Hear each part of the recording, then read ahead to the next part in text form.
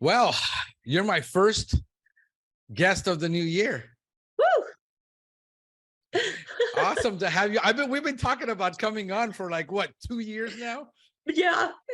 I mean, since we met at the Paul Bello conference, you need to come on the podcast. I know. And it's being like, until I ask, it's like I don't get any requests. So I'm lucky to get anybody on this podcast. Well, I love watching it. You've had some great folks on recently that had the pleasure to watch. Yeah. We're doing just as we grow, as I decided now, I'm ready to grow and doing new things. And there's a lot of people who are ready to grow, talking to people who've actually grown it, and grown it right. Because there's a lot of people who just, don't care how they grow their company. But I mean, a lot of the people that I've had on, I've seen what they're doing, how they've grown. And it's pretty neat to see that there is always going to be that heartache and the pain and a lot of things that come with the territory. But it is rewarding when you can grow it correctly, and I'm trying to limit the amount of pain that people experience, even though you're still going to have to go through it, because there's nobody going to save you from that. But at least you're going in eyes wide open, hey, I can expect this, I can make it through this. There's people out there who are doing it, because a lot of the solo operators, they're the ones that are afraid to grow, that don't want to grow. They don't because they don't know what they don't know.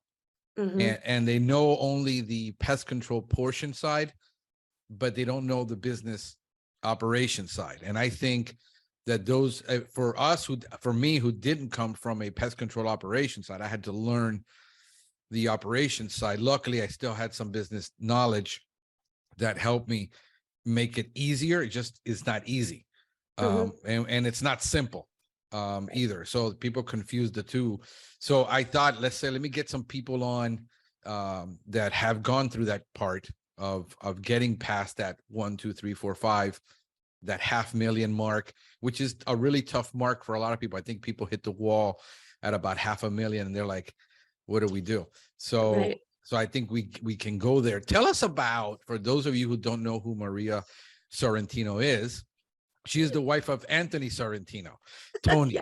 So Tony and I met also when we were at the Paul Bello conference. We had some cigars. It was fun. Great guy.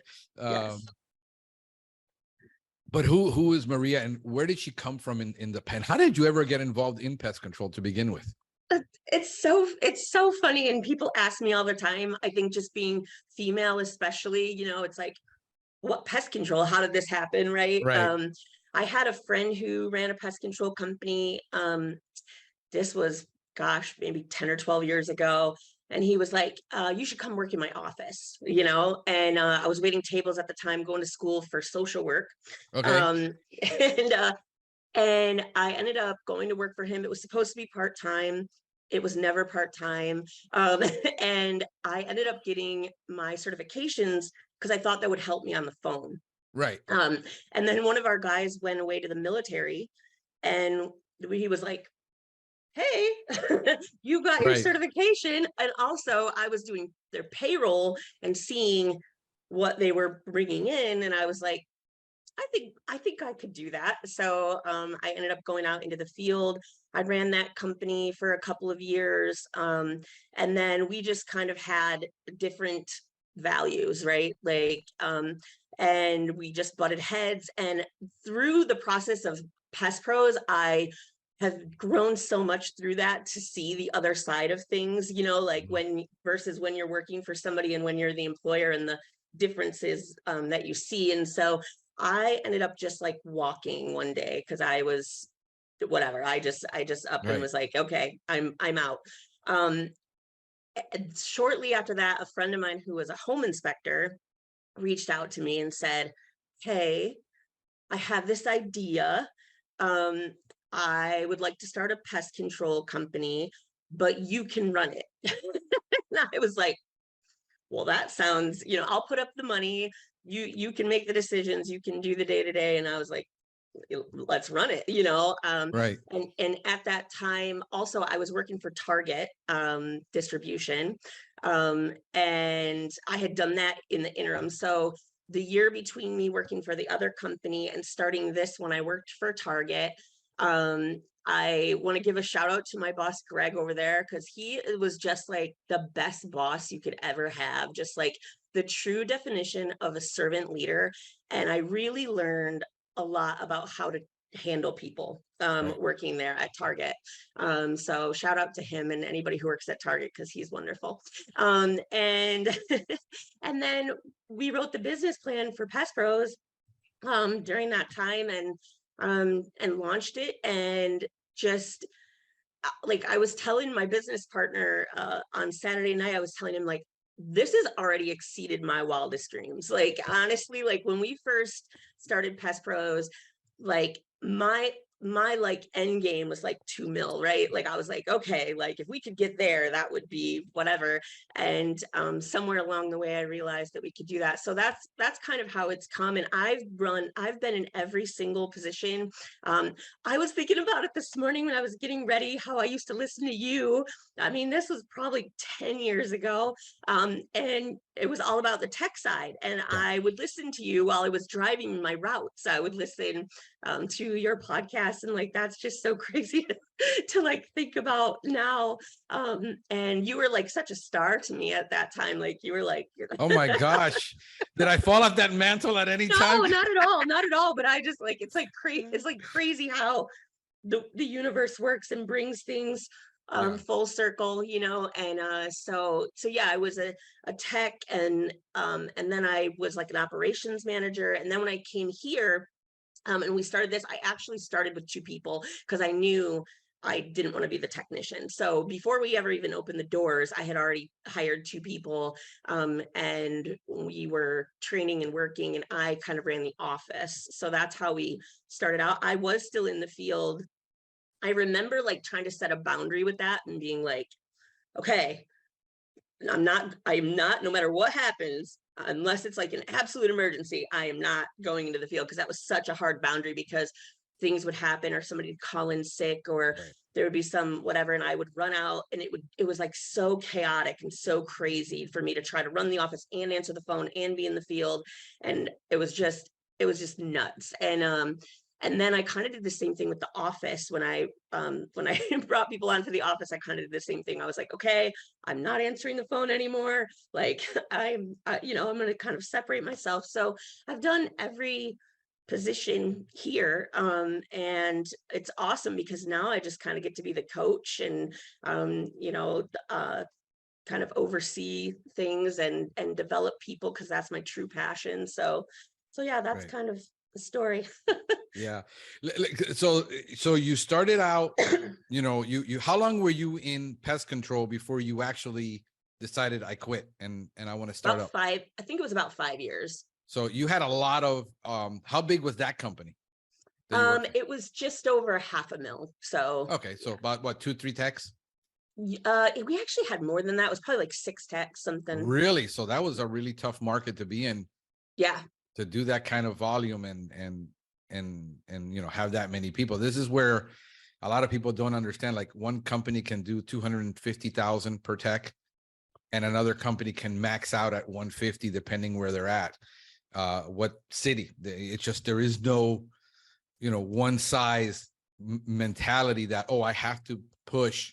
Like in Alabama, they're maxed out at I think about 150 no matter who you talk to. So you got the operation side. You've gotten to the point where you're done and you get the startup partner and you get approached. You know, how big of a difference if you would have had to start this out on your own? I think about that all the time because I am truly seriously blessed. We had startup money. I had the ability to start with people and pay them. We rented a space before we ever opened. We bought truck. I mean, we did all that stuff before that was life changing. We also spent a ton of money that first year on advertising. I'd have to go back and look, but I'm pretty sure we actually spent more than we made that first year on Oh, I'm on advertising. Yeah, I believe it. Yeah. Yeah. What did you guys go with? I mean, when you started out in advertising, because this is important for some people that want to start out and say, how do I, what do I invest in? Some people like different platforms. I have people here who were just diehard Angie's List, back then. And what did you start with? What did you guys do? We did everything. I mean, Okay. it was crazy because that was like before COVID. And so I was like a sitting duck in my office and people would come in almost every day to sell me something. Right. And Right. when you're like new at it, you don't know how to say no to things and Right. everything seemed like a good idea. And I would just be like, yeah, okay, sure. So we did all the discount magazines. Those were great for us. I mean, absolutely great for us. We did a lot of like great deals and what it's called Community Quarterly and those types of things, and those were awesome. We did a TV commercial. We did the radio. We did we basically I also had just decided that I was going to be out at every single thing. So I personally was at every single networking event. I was in BNI. Anything that we could, any table we could put anywhere, anything that we could do, we were at everything. And so people would just come up to me and be like, you guys are everywhere, like you're everywhere. And then we wrapped the trucks, which was super smart, like Right. before we ever even launched, these amazing wraps. And one of my best friends actually owns the wrap company and they're fantastic. And so we have these great green and black trucks. So people would be like, I see your truck. You must have so many trucks. I see your trucks everywhere. And I'm like, yeah, we got two. So that was pretty much what we did. We did AdWords, Home Advisor, Angie's List, Thumbtack. I mean, it was like anything. And that was pretty much all I did. I just really focused on like grabbing every single thing in the early days of like every lead that came through. I was chasing it. So Right. yeah. How is that like today? When we get into the marketing side, since we got on that trail today, what is it that you're like, what's your mix of marketing today? From when you started doing everything and what you figured out worked? I hardly do anything. We have scaled so far back. We do SEO, shout out to Pete. And we do like we've even dropped Google AdWords. I'm trying to think of like the thing that we spend the most money on, which is funny, is like we do these giveaways on Facebook. And every time I tell other people to do this, like, so I'm putting a disclaimer because every time I tell other people to do this, it doesn't work the same way for them. So I don't know why it's worked so well for us, but it's like we do these giveaways because the way that Facebook works is it deprioritizes businesses unless you pay for advertising. And I'm not opposed to paying for the advertising. It just didn't translate as well. And so when we started doing these like little giveaways, we get so much engagement and people see us because they're constantly interacting with us. So we do spend quite a bit on that. And that's just kind of fun for us. And then we do a lot of the community stuff still. So, we do like, a lot of sponsoring of things and a lot of those types of things, just because that's just kind of our ethos of who we are. Is this a small, very tight niche community that you're in? It's not small, but I would say it's like 250,000 people in Kalamazoo, and then the greater area is maybe like 600. So it's not like, I don't know, like it's maybe medium. I'm not sure. Yeah, we're here. Like, I don't know. I can go 13 miles and we have 1.5 million.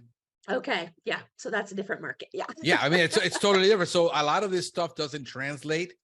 I mean, I tell people Miami is such a superficial, shallow type of market where people just forget you like that. It's just so fast paced. It's like New York, LA, Chicago, maybe. And I used to do business in Chicago, so I know it well. But yeah, it's a tough market. The costs are outrageous here to do a lot of the marketing stuff. We tried a lot of it when I first started. I was like doing a lot and it just wasn't working. What worked for me all the time, I decided to go with video. I tell people all the time, I decided to go with YouTube and blogging. And that still produces without having to do any advertising. I don't do any paid advertising. I'm starting this year, but it's always translated for me as something that, because the problem is so few people are doing it. You know, Yeah. everybody's going the other route and nobody wants to stand in front of the camera and do content. Right. And, Exactly. you know, and I'm comfortable with it. So I decided, why not? And that's what I went with. Before, when I had my other company, which, you know, we did a rebrand in 2013, it was all referrals from landscapers because we were so heavily into L&O. So all of my business came from referral. And I saw the hit on that in 2009, where a lot of them started going into doing their own pest control because the market dropped and we lost. And I said, I don't want to be in that position again. So I went after my own business, but I still went after it without any advertising. So we've never really had to advertise. Oh, that's great. And now we're looking at it, and it's still, you know, I'm learning AdWords, and we're trying to figure out the mix of words and the campaigns and the testing. And this is months of testing of just every week. Okay, what results did we get, and how much did we spend? You know, and can we tweak that? And this is the stuff that the ad agency is supposed to do. But if I hired an ad agency, they would just eat up my ad budget for, you know, $2-3 grand and not do any A/B split testing. That's just the way they are. They just, very few people care. So I have to become, literally my job right now in most things is actually a CMO. I'm focused mostly on marketing than I am on admin, because I hire and I train people to be managers, since I come from a management background, and therefore I don't have to manage them. So they're managing their own routes, they're managing their own schedule, they're managing their own time. I just look at it and say, hey, what happened last week? You know, you missed 3, but let's say, you know, it's like they schedule their own reservices. I don't have to be on top of them. So it gives me that freedom to do it. And it's like I said, it's a different mix of every business based on what that owner brings to the table. Yes. And you have a background in your education is in. I don't have a background. Yeah. You were getting into, you know, you mentioned you were getting into social work. Oh, social work. Yeah. Yeah. So I think there's that nurturing, you know, so you bring that, you know, we bring our own character to the table. And I was just talking to Pete. I don't know if you got to see the podcast with Pete. You know, it wasn't until he was 10 years in that he really thought about culture. Right. And I just think about that all the time because I come from management. You know, I've managed teams of 20 before, you know, so that's just my thing of how I lead people. And I rather lead them than manage them. I tell them, if I got to manage you, I can't keep you. I have to lead you. I love this conversation because that's you and I share the same ethos there. And like, I don't really enjoy managing. I really like leading. And it's been so when we started Pest Pros, that was the number one thing for me. It's funny because Seth had posted something recently where he had talked about his business plan, and I went and pulled mine from back at the very beginning and realized, like, yeah, culture's been really important to us also from before we ever even started. It was much more challenging than I expected. I had this utopian, naive idea that, like, if I led this way, then everyone would just follow and it would be wonderful and everybody would just, you know, like whatever. And it didn't quite go that way. And so I had to learn through a lot of pain, frankly, you know, that it's harder than that, and that there's also this whole discipline side and accountability side, and I am blessed with the people that work with us, because they're just wonderful, and they handle all that side, and finally, knock on wood, just now I'm actually removed from a lot of the day-to-day and a lot of the management and a lot of that kind of stuff, and that's what I'm the most excited about for 2023, is just actually getting to lead and focus on the vision. I'm in the same boat. I'm like, I want to be the chief marketing officer, and I want to focus more on you know, those types of things, and I think we're finally at a point where that's possible, and we have the right people in place, and yeah, it's just been marvelous. And you know, Tony works with us, and he's taken on one of those roles. And then I don't think you met Taylor. I don't think she was at the Paul Bello that you were at, but Taylor, my daughter, who's 20, she kind of helps with a lot of that on the admin side too. So yeah, just blessed. And then I've got a couple of other just really phenomenal managers who hold down all that stuff. And we follow Alan Foyer's model. We bought his SOPs years ago. And again, I had this utopian idea that if we just put the SOPs in place and whatever, that would. No, I find that SOPs have to be taught on like every week. I just had a video that I did because I'm doing these little videos rather than having, we're so small, rather than having these meetings and taking away their time. I record these little videos on a weekly basis. Hey, look, here's where your KPIs were last week, and I send it to them and they say, okay, I get it, but it's constantly the SOPs. Like I got a list of 12 SOPs in addition to the SOPs that we teach on for individual biology for pest control. So I have a protocol, but the SOPs, 90% of the problems, the call problems that I get have nothing to do related to pest. Yep. It's, he didn't call me when he was on the way. He didn't knock on the door. Yes. He didn't, he used the hose. He didn't put it back. He left the gate open. It's these things that have nothing to do with pests. And this is what I harp on. It's like, we can do a great job of killing their bugs and they have no bugs. And yet we totally failed because the customer experience wasn't there. And none of it. So this is like, I'm constantly, hey man, you can't put it on the schedule until you've called that customer and confirmed, because we have like 20% appointment. We're like 80-20. We just show up, we do it, and we do the maintenance. And then 20% of the time we have to go inside. So it's not that they're overwhelmed, because there's only about 2 stops, maybe 3 a day that they have to schedule with the client. Yep. And they drop it into the schedule. And then we get the auto text goes out that says, we're going to be there tomorrow. It says, oh, I put it on the wrong date. And then like, he's supposed to be here tomorrow. And it's to yesterday. And it's like, no, it's like, so this is the stuff that we got to watch, and the communication. Oh my God. If I have any beef, it's always the lack of communication, because I'm dealing with millennials. I have a 25-year-old tech and a 30, he's going to be 32 right now, and 2 different cultures with Hispanic cultures, and the whole issue of, I texted them and they didn't respond.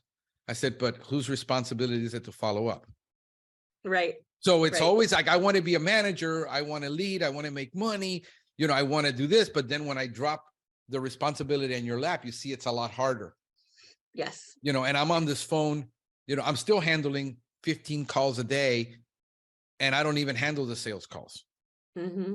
And it's always, he didn't call me. I said, bro, if you're going to be there within an hour, drop him a text. Right. And a lot of it has to do with software, because I wish that Pest Routes had an option where it automatically would send the client when we're going to be on our way, when we're en route, and it would notify them. And then that's the other side of that. Then I'll get 15 calls that says, I don't want to be notified when you're coming. Just come and show up. Exactly. Yeah. I mean, you can't win. It's like, oh my God. But again, it's that whole leadership and management where I am now at the point with them, because they're good. One of them's been with me 3 years. The other one was with me for a year. He came back, and I'm at the point that I don't have to really, these are minute things, but when they do happen, it's like, hey, the customer's upset, give them a call right now. And I let them handle it. I put that back on their lap. I don't make the call and apologize. And no, that's your job to do. And so I hold their feet to the fire. So now it's on Monday mornings for me is KPIs. I get on here. I look at all my reporting. I follow, I do all that, which is, about 3 hours worth of work in the morning, but I get it done Mondays, and I got that out of the way. And then I can focus on the market. Like right now, I'm going to be I'm getting back to doing content, which I hadn't done in 3 years. I'm still reaping from the SEO that I've invested nothing in really in 3 years. Wow. And I'm getting back to writing about daily and producing daily. And, that's 365 pieces of content a year. Wow. And we're using, have you gotten into any AI? Are you guys doing any? Because I know you're doing SEO, but I know Pete is doing your SEO for you. And we've been, I don't know if you got to see that last audit he did for me, Did you Yes, get I you did. got to, okay, yeah. So I did so many changes on that, and our numbers just went through the roof, as far as where they were. Yeah. So yeah, that's pretty much where I'm focused on now. Is now I'm focused on the growth. I've gotten past, stress is a bear. Look at this. This is in Yes. 2 years. I've gotten this gray, from so many things, but it's we were talking about the stress, I think, and before, and the whole issue. I mean, I gained another 18 pounds. Believe it or not, it doesn't look on me, but I said, man, I got on the scale, and I said, dang it, I need to get back to working out. Yes. I'm on the same track as you, and like that's the same thing that I've recognized too. I'm like, if we could do it the same thing this year without the stress, without the level of stress, that would be amazing. This year, 2022 was much better. We had launched wildlife in 2021. Thanks, Matt Eichmann, who told me that, oh, it's no big deal, and you can totally do it. And so that was incredibly stressful. It's going well now, but took some finesse. And so like now we're just kind of like coasting a little bit more because we're not taking on such big initiatives. We are moving to another market that's about 40 minutes away. And so that's kind of where our focus is, and like the growth and what you're talking about is like we kind of got a great holding here where we're at, but this will be a new venture to go and try to do it again Right. in a little bit different. So I'm excited to see how that's going to go. But yeah, I'm in the same boat where I'm just like, there is a necessary like level of stress, I believe, where it's like you do have to hustle and you do have to kind of struggle, and it is painful. At least that's my story for the first few years, right? Like because there's just so many unknowns, and there's all this responsibility, and you're trying to take care of everybody, and all those types of things. And now I want to kind of prove the opposite, right? Where I go like, now let's prove that it's actually not as painful and not as big of a struggle, and that that we can kind of enjoy it. That's like the part. So that's kind of my thing for this year is like Right. the fruit. I want to enjoy the fruits of our labor and all the sleepless nights and the struggles and the debt and the all those types of things, and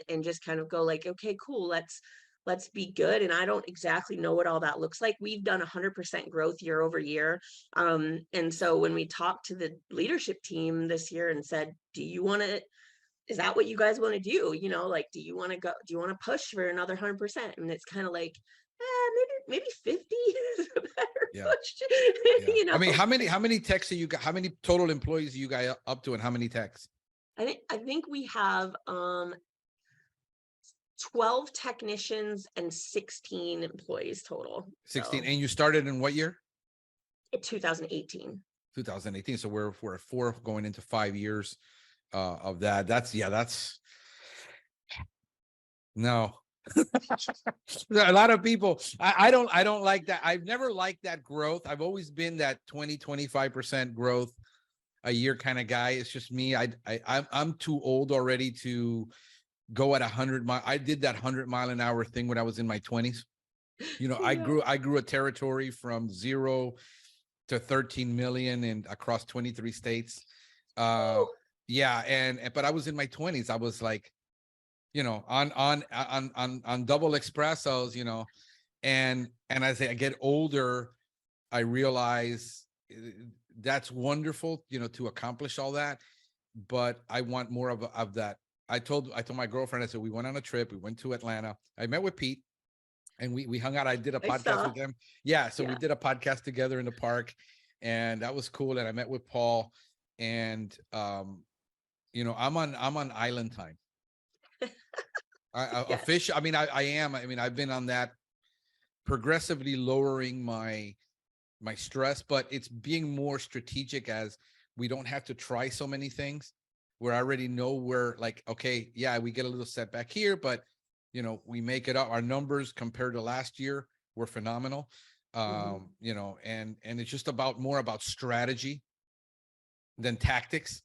Yep. And we get very tactical at the beginning. We're like, but I really want to. I'm a fish on it. I'm like, I go to sleep when I go to sleep. I get up when I get up. I don't worry about that I have to do so many things to try to please so many people. So I'm there right now where I'm more chilled. I need to. I don't want to die of a heart attack. I want to enjoy the things that I'm doing. Launching the academy has been a big thing, which a lot of people need it for the technical part. They don't have, SOPs in place. They don't understand it. They see it as, oh, that's corporate BS, until you try to grow and then you figure out you can't grow without it. Exactly. Yeah, no, that's the double-edged sword. I don't like it because it was corporate BS. That's why I left corporate America. Yes. But then you realize that if you don't have it in place, you will have nothing but chaos. Like they think, like I've seen the guys who tried to grow their company by hiring techs from all these companies that quit. And then they all had 5 different ways of doing it. They had no SOPs, and now they have 5 technicians, all of them doing it differently, and it's total chaos. Absolutely. That was the part for me, because in the early days, I was so much like, I loved autonomy and I loved people being problem solvers and figuring. I was like, you can do it this way, you can do it this way, you can use that, you can use this, you can, you can pretty much do whatever you want. And same thing, we had a lot of people coming from different places and they had ways of doing things. And I realized quickly that was not that was not going to work, like Right. long term. And what I tell them now is the SOPs are a guide. And if you have the ability and the experience to deviate, go ahead. But if you don't, follow the SOP. Like I think that's like the part where I go, I'm not trying to take away your autonomy or say that it can only be this way, but I need to know that you have good discernment and when to use a different tool or when that's appropriate. Right. And they do, but the people who don't, they do have a process and a policy to follow. So yeah, absolutely. But I agree with you. That's the biggest thing of like, we went to Paul Bellows first training, the first one that I went to anyway. And it rocked my world. Like it terrified me. Cause I just thought like, oh my gosh, like there's so much to know here. And like, we were like, truthfully, we were kind of a marketing company who happened to do pest control at the time, like we had this great, marketing, but like the rest of it was a little bit shaky. And we really took like 18 months and went, we're going to really focus on our technical proficiency because of the chaos, because it was just so stressful and so chaotic. And that has just paid dividends for us. So yeah, for people to have access. Yeah. Order, it's like being parents. We can't tell our kids, bathe when you want, eat when you want, do what you want. That's, you can't do it. And I see running a business just as parenting. Yes. Exactly. Where people appreciate the kids, believe it or not, appreciate stability, order, routines. Yes. And without it, you just end up with bad kids. And so that's the way I've always looked at it. Is it's like running a business is like, having children. And as you're raising them, when they're brand new, they have to have very strict, tight rope. And then you start, seeing based on their skill set, what they're able to handle and observe their skill set. Like I got things one tech can never handle. Like I would never send one of my techs to do exclusion work. He doesn't have the patience nor the skills with his hands to do that kind of stuff. Nor is he interested, because if he would have, he would have. So we're looking at the skill sets of people and saying, how much can I give him? Now, as a GHP tech, he's amazing. I mean, there's nothing that he can't really solve. So I only have to go out in the field once a week to one stop, usually. Figure out, and I tell him, hey, when you've hit the wall with 3, then get me involved. But now that's where that relationship, but it's no longer, oh, this counts. It isn't, this counts against you. It's, this is your wisdom saying, I haven't solved it. It doesn't look bad on you if you get me involved, because we're just wanting to solve this for the client. Yes. So it's something that you missed, that you're not, that it's beyond your scope of, 50 years old, has a lot more experience than a 25, it just in general. And then the pest control experience, the construction experience, and those things, those are experiences that I can't translate no matter how I put into SOPs. So I focus on that 80-20 rule. Hey, if I can get you to do 80% very quickly, then most people will say, oh no, they got to ride with me for 9 months. It's baloney. I got a guy riding for 40 hours with me and he can solve 80% of this. The rest is, oh, you haven't done it. Then I get more micromanaging where he's had the 3-shot deals get lower. In other words, so as I train more and as I spend more time in the field to where I don't even have to get involved, that's my goal. Right. And then seeing them where they fit, in the business model of where is he going to be able to move up, or is he always going to be a sweep and spray technician? Yeah. Well, and we use this, I don't know if you're familiar with a situational leadership model, but that's what we use. And so it's like the D1 to D4. And so that's kind of how we like to play it too, where we go, where are you? So we know where you are, and we don't put you into situations like that, right? Because in the early days, you were just like, go figure it out. You'll figure it out, like those sink or kinds swim of things. Right, exactly. And so now we're much more like, okay, we're not going to put people in those situations. We know who can do those types of things. And yes, like the thing that I'm really focused on right now is like putting people in their strengths, because each person has such specific and individualized strengths, and to give them like a cookie cutter, you need to be able to do all of this, just not realistic, and so yeah, like, and also, what do they enjoy? Because I found like if they enjoy doing it, it's going to come out so Of much course. better, Yeah. and And it's so based on those skills that are just innate that people have. Like some people are more artistic, some people are more, conversational. It just depends. Like, I've always been a fan of having teams, and because I come from IT, from a different mentality, but it translates. So what I did is, okay, can I get a level 1 tech and then send in a level 2 tech to do starts, because he's more, he can close more business, he can upsell where the other techs can't. And I've always been into that model, but that's been me. That's just been me doing that. I go in, I sell the big accounts because I know I can't send one of my techs to close that. right. I'm teaching one of them to become a very good salesperson now. He's doing really good. Yeah. So but at the beginning, people want the mistake that techs make is, I've been in it 25 years, 15 years. I know how to sell. I know how to close. I know how to do this. I know how to do everything. And what I want is another guy that can do just what I do. And that will never happen. You got to get that out. That's the thing that I keep telling you, get that out of your head, because that's not going to happen. Right. I just had one that was just saying, oh, this year I'm going to get somebody that's just like me. I said, he'll run your company. Right. They'll be able to go do it himself. Right. Yeah. Yeah. And I think that, well, it just went. That's okay. We'll get it back. So you're at what point did you realize in this whole process that it was chaotic when you were just hiring people? And because you have already some experience, I guess, hiring some people from the previous, but at what point did you understand I need an onboarding program and I need a hiring process? What was that like, and how long did that take you? I understood that from the very beginning. I still to this day, I can't tell you that it's well defined or that it's 100%. But I've always kind of known.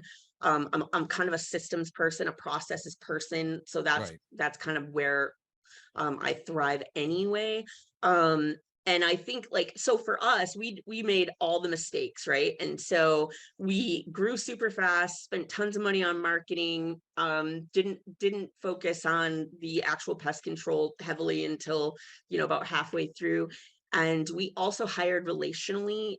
So like most of the folks that work here are relational hires. And so they're related to each other and those types of things. And there was a level of chaos with that, that just, proximity and familiarity and that type of stuff. And so that was a lot of the chaos that we realized that we needed good systems and structures in, because up until that point, I think we had just relied on this trust and loyalty thing that we had with each other. And we had, in the early days, when you're smaller, you can have great communication because you can talk about every single job. And so, you know, in the early days, like I would be on the phone with them, telling them, here, do this, do that, you know, like that kind of stuff. And, or they would call me and say, hey, what do I do? You know, what, and then there just became a point where I think we had hired 6 people at the same time, and they were all green.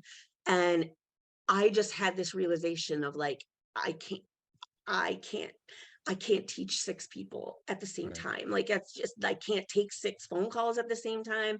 And so I think that was the thing. And then I had like reached out under duress, you know, onto the forums, like, what do I do? I don't even remember the question. And because that's what I used to do. I just used to be like, help me, somebody, like, somebody help me, you know, what do we do here? And so Alan had responded and sent me his phone number and was like, call me. And so I spent like an hour on the phone with him, and that was really like life changing. Like that like it was just like so crazy that like someone would offer to help you, invest their time, give you a path. And so I think that that's where it started. And then there was like, I think a year or 2 had gone by. We had already implemented the SOPs. And it was that time. It was when I was in that spot where we had hired all these new people. And I just felt like I was drowning. And I just called him up and I was like, would you ever consider coaching? Like, would you ever consider, like, Right. have you ever done this before? And he was like, oh yeah, I would definitely consider that. And that was kind of the tipping point of change, right? Where it was just like, I just realized there was no way forward without some structure because it was just so stressful and so chaotic. Yeah, no, the difference is you were in tune. I mean, I think probably being a woman helps in this situation where most guys would just look at that as, you know, they couldn't accept that as a reality and then reach out. Mm-hmm. And they would just, because I've seen it, I've been at those companies where it's been 2 years, it's been 3 years. You have all these people telling you you need to change. You have 100% turnover. You're the 30%, 50% turnover in your clients. Your management staff is turning over, and you're not taking the advice of anybody that's given it to you. Mm-hmm. Because they still are stuck in just, I'm going to do it my own way.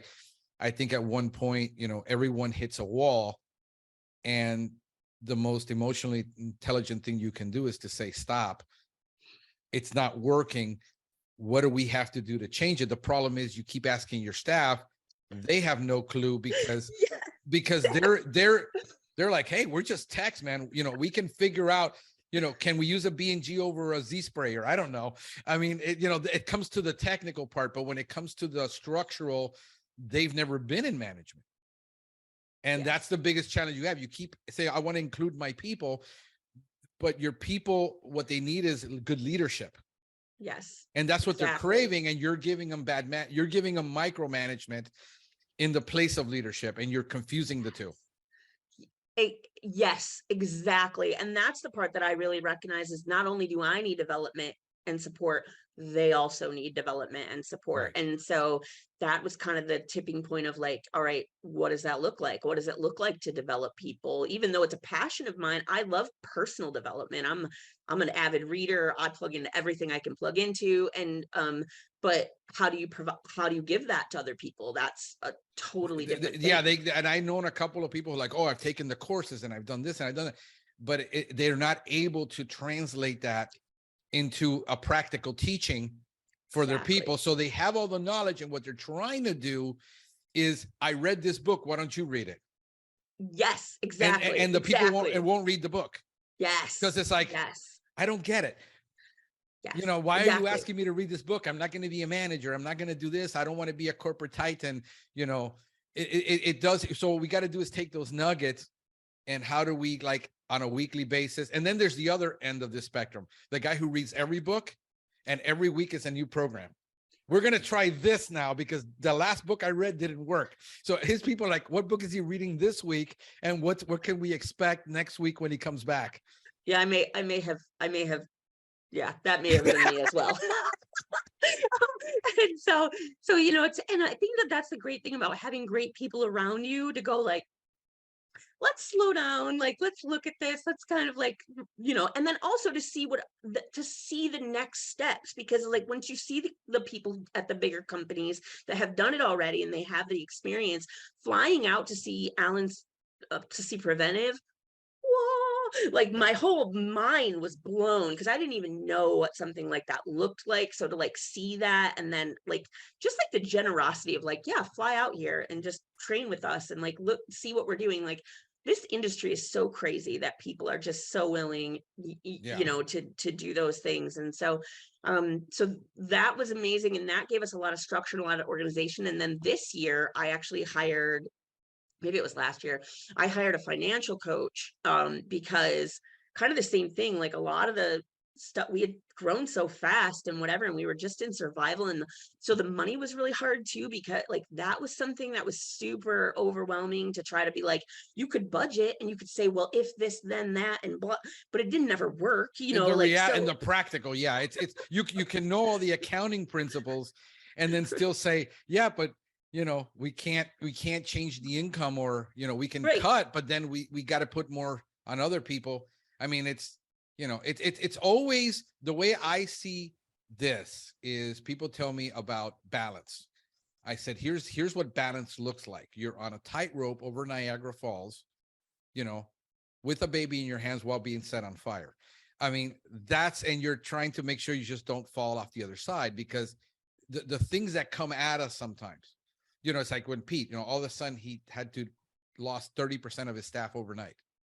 Some he fired, some quit, and that's when he was chaotic and he figured out, we needed to change. And he's smarter than the average bear. So it's the rest of us, what we hope for, except the fact that we are listening to what other people are really saying. The problem is here's what the biggest complaint with when the private conversations is, that there's so many of these guys like me. I've got 4,000 friends, and I say about 400 of these guys, then they're about 10% are nothing more than marketers trying to sell their next program. Right. And it's nothing more than regurgitated junk. Right. Not from a real operational side of somebody who really has run a business, but he just decides, I'm going to put this coaching program together. And then absolutely. And then everybody says, I don't know who to trust. True. Because so that's why I'm really selective of who I have on, because I've had people in the past that are like, hey, they got a product. We know the product is, it's borderline, but it might work for somebody. So I don't judge. I let the market deal with that. When it comes to the advice, I got certain people that I don't want to bring on, because they're going to go down that, if you just buy my program, I've been in, I was in Amway by the time I was 19. Right. I've been to the motivational seminars. Right. I was listening to Zig Ziglar and Tony Robbins when I was, 18. Yep. It doesn't help you, because 99% of the things you're never going to implement, because there's no strategy until you buy the program. And so what I want people to have is, stop selling the ideal, because a lot of people are just selling the ideal. And the problem is the ideal works when you're young and stupid. Yeah. And I fell for it a few times early on, especially where I would bring people in, and I realized quickly that like I was the guinea pig and that they were guinea pigging their stuff, like where I'm like, if I'm gonna just guinea pig stuff, I'll do it. I don't need to pay you to guinea. I've gotten this far guinea pigging. I can do that, Yeah. So I think that, and then also this is what I've learned about coaches. The ones who really know their stuff, you won't hear from them very much, right? Like they're the ones who are humble enough, and you don't really like, so it's like interesting when I look at all my coaches and I think like, they're not the ones who are out there marketing. They're not the ones who are out there protesting how great they are, what they can do. They're like, and so there's something about just being the real deal in that. And then also too, what Alan always calls wise counsel, right? He's like, you need wise counsel. And so I have multiple people. And so it's like, because each one of them has different strengths and Yeah. affinities and different things too. Not that they're all not great, and they probably could all speak to all those things, but you know, it's like if you really, and then watching who bears fruit, because that's like the other part for me, is to just say like, what does your life look like? How are you living? How are you interacting with people? Yeah. Because, and like, I'm a faith person, so all the people tend to be through faith, and right. And so it's like, I just feel like God loves me so much, Franklin. Like, Yeah. he loves me so much. And he brings me these just amazing people. And like half the time I just want to pinch myself and Yeah. just be like, how do I get to talk to these people?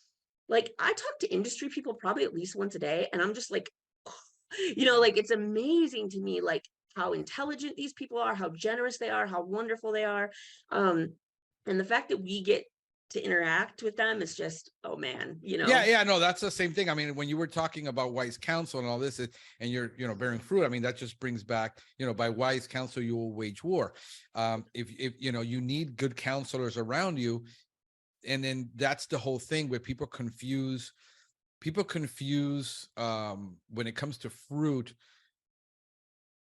activity with fruit and doing, and it's not how much Yes, you're doing. It's yes, so when I look at like a Pete, we were talking last week about his values. These are all values based on character, not based on how good you are at something.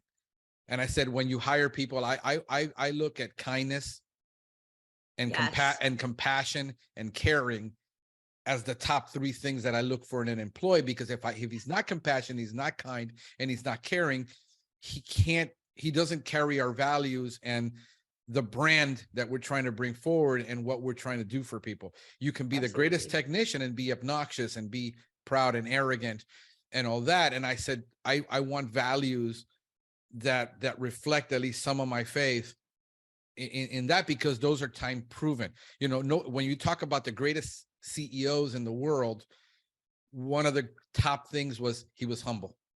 Yes, And we don't think yes, of humbleness as a trait for being a good business person, right, because we have right. to be ruthless.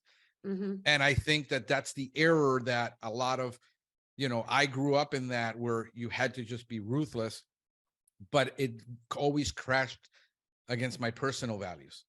Yes, And I would rather work for a company making less that resembles my values than just having to deal with my conscience all the time. So those are the things that, when I'm hiring, when I'm looking for, I'm looking for those soft skills. You can't teach someone to be kind. exactly, And then exactly. that's what I'm looking at. And it's an easy thing for people to put on airs about, you know, like, so I think like that's the other thing of like, how do you vet for that? How do you know those things, you know? And for us, we kind of joke that we're actually social workers who happen to do pest control, you know, because I feel like that's what we do. Like, really, like, people are having emotional experiences when they call us. They're very upset, you Yeah. know. And so it is kind of a similar ethos, but a different vessel that we get to do it in, you know. And so yeah, but I absolutely agree, and our values are really like significant for us as well. And Right. and for me, it's like, um again, teaching those types of things, because even if you do have the right person with the right character, you still have to practice. Because even for my own self, I will even fall into, you know, moments where, Of course. like You're my, stressed. Yeah. right, exactly, like something comes out, and you know, those types of things. And so it's like just the constant practice also of those things. Yeah. No, people have like misread me all the time, because all they see me is on when I first started and through the years about technical stuff. Hmm. So they just associated me with technical stuff, very little compassion. And because I am, Cuban, I have this New York type mix of personality. I grew up in Miami. It's a very fast-paced city. I'm Cuban, I'm loud, I'm obnoxious, so they associate me without like not having that kind of character trait. But when it comes to my employees and the people around me, it looks totally different. because I do care more about people and how they're feeling than I care about getting my, I guess, point across or whatever. So with my employees, I put up with a lot before I have to make that decision, which has been to my detriment. Because I waited, because I knew a month in, 2 months in, it wasn't going to work.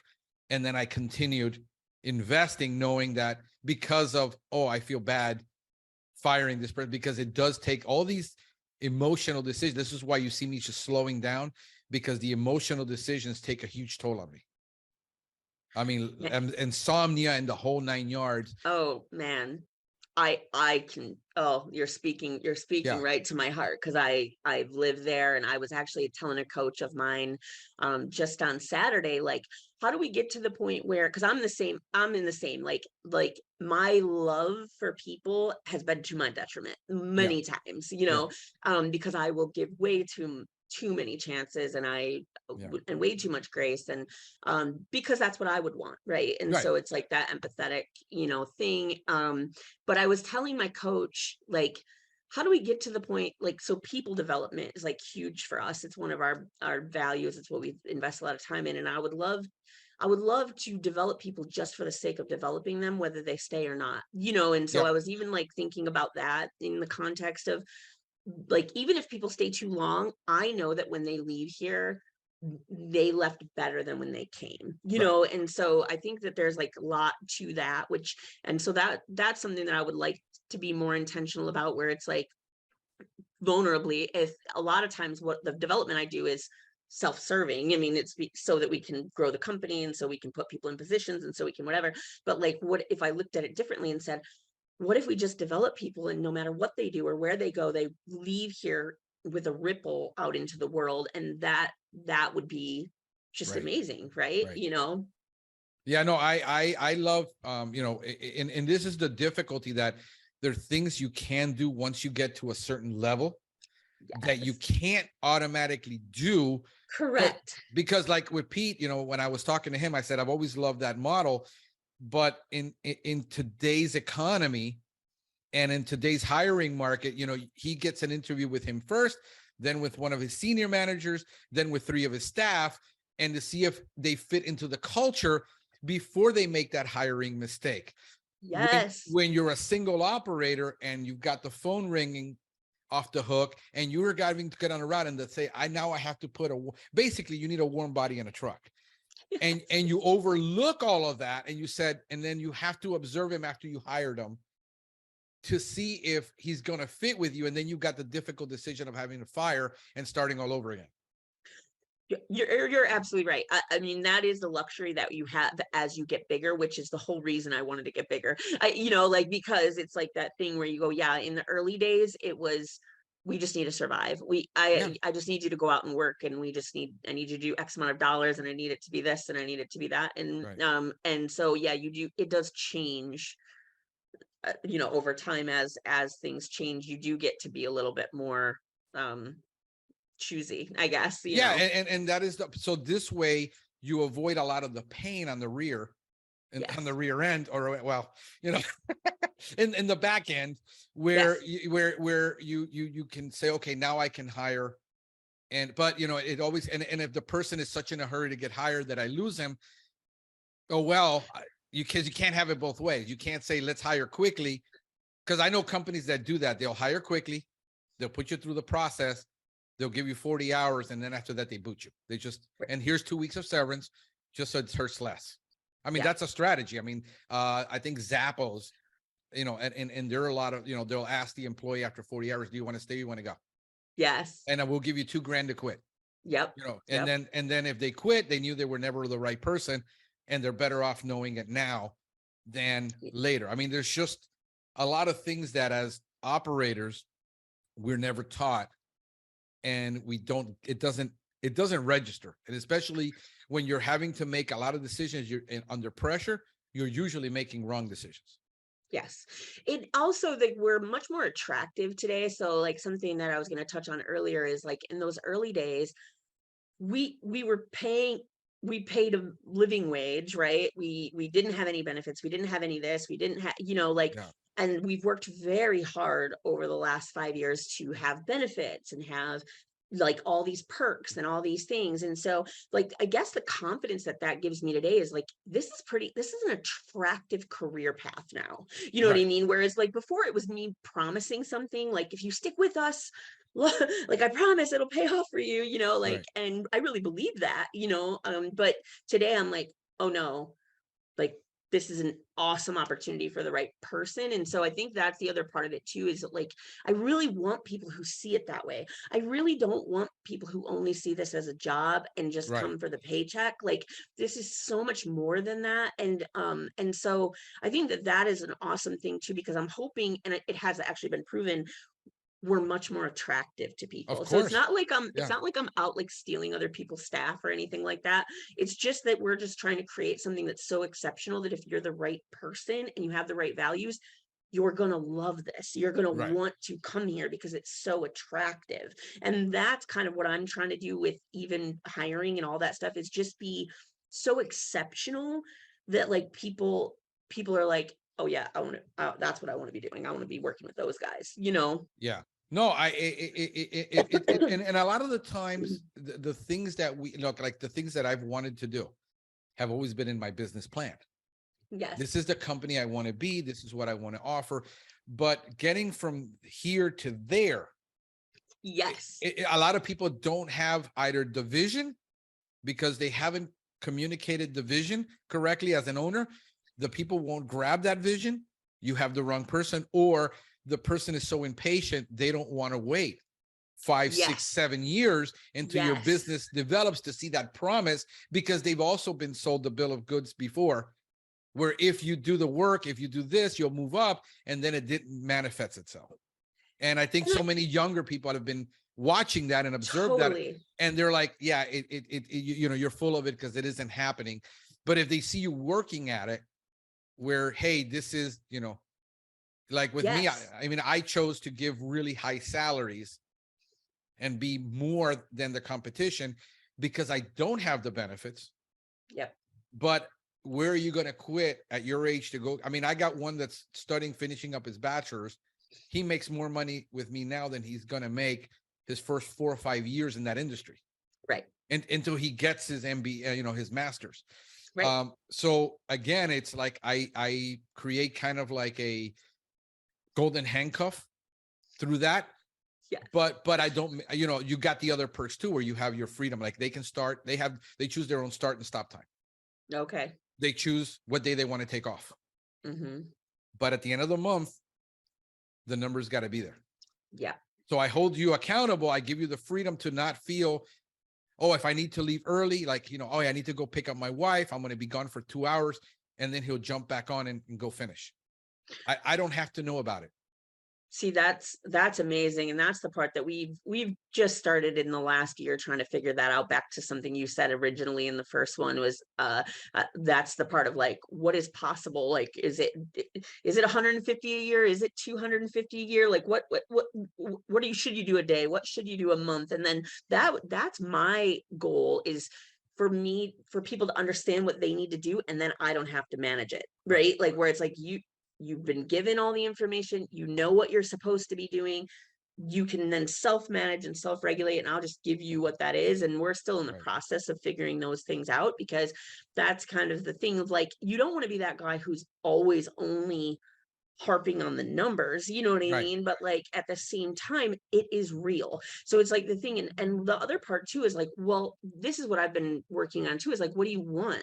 Because like there's a lot of trade-off. Like if you want more PTO, you can trade something for, like, it just can't come out of thin air. Right. And so I think that that's the part for me of even like looking at what's important to each individual person. Is money more important to you? Is benefits more important to you? Is PTO more important? Like, what is it that's more important? But it has to fit into the ethos and the structure financially so that it all makes sense. Right. And we have to be able to plan for that. And so that was a lot of the conversation that we were having with our leadership team this year, is to go, like, some of the wildlife team, they like those big Silverados, right? Like they like they're the big trucks, and they have all these accessories, and they have all this equipment, and they have all this stuff. And I'm like, you can totally have that, but then that comes with this number. So you have to do this number in order you know, like, so Yes. those are the things that we're learning, and I'm trying to like coach and teach them to go, I don't want to make that decision for you. I don't want to make the decision that you have to work 12-hour days, or that you have to work 6 days a week, or that you have to work whatever. But like, all of this stuff has to align. And so we were actually kind of joking like a month ago, like, what if you had like a little laminated sheet that where you're like, do you want package A, package B, or package C? Because Which, that's real life. like, which would you like, you know, Yeah. and we will act accordingly based on what you pick, right? Yeah. Like, how cool would that be? A lot of people, when we talk about fairness, and that's another issue, that, how is fairness perceived? He gets to do this, but I don't. Hmm. So it has to be that, okay, he gets to do this because that's the deal we cut, Yes. and understand that, he's a college student, whatever, he wants this time to do this, and order, but he doesn't make as much as you.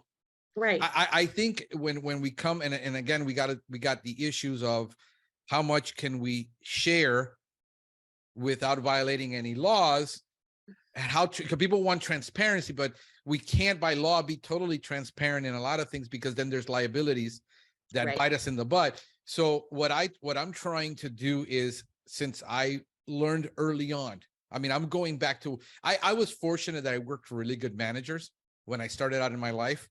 And these were mostly military people, surprisingly enough.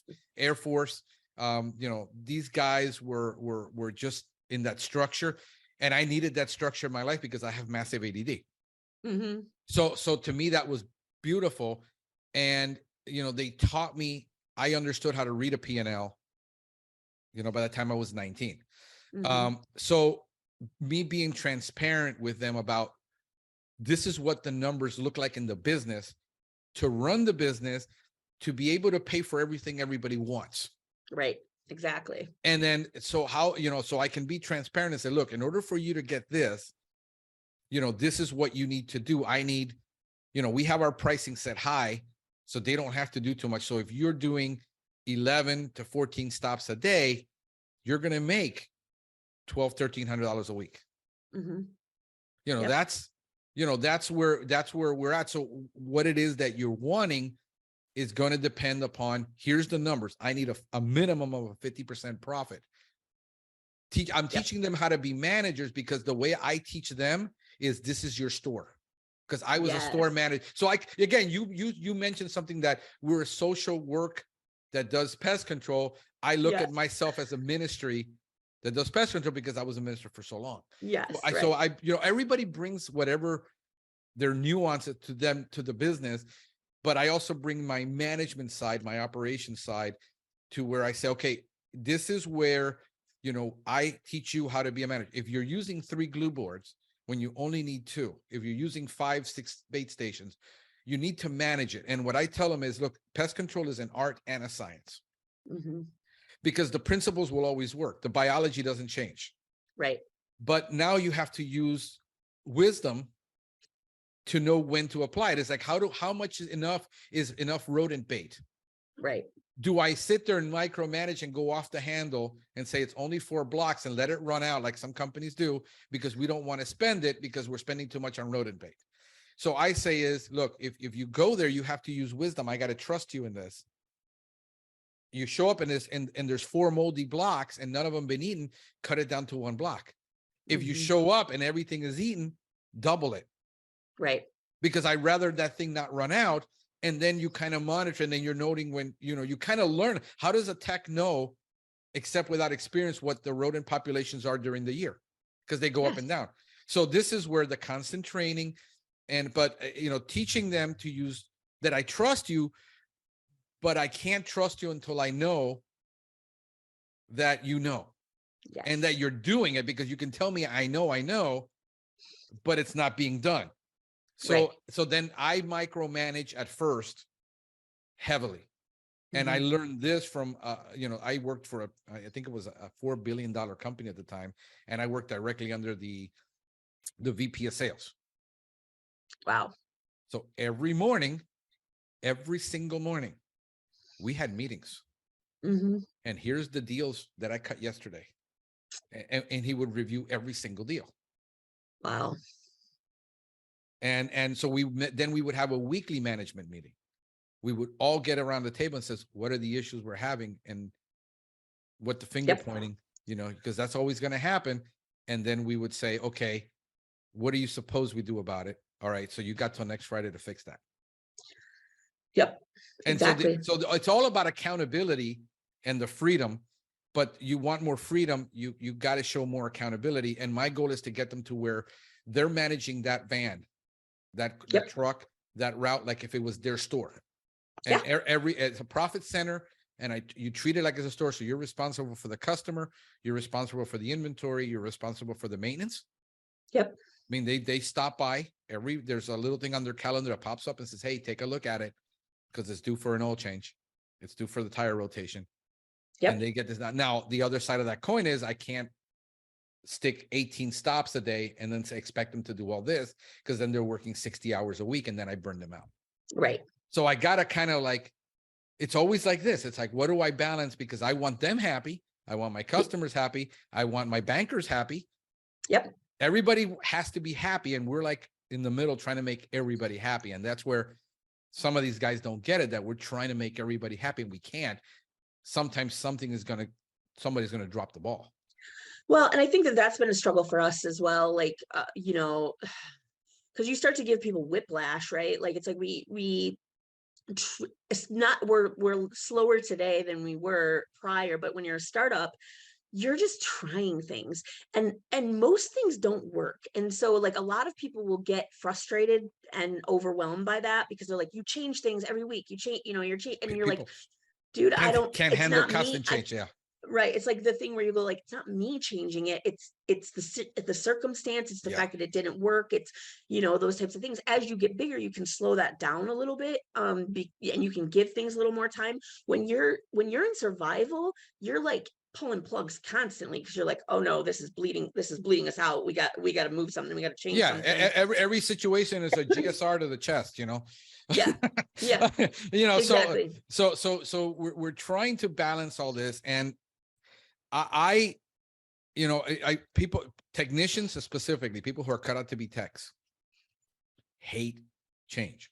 Mm-hmm. People in general, I think most people just don't like, or if the change, it needs to be so gradual that it's not noticeable. So you have to trickle it. And what we have as entrepreneurs, and we have this vision, we want to implement this.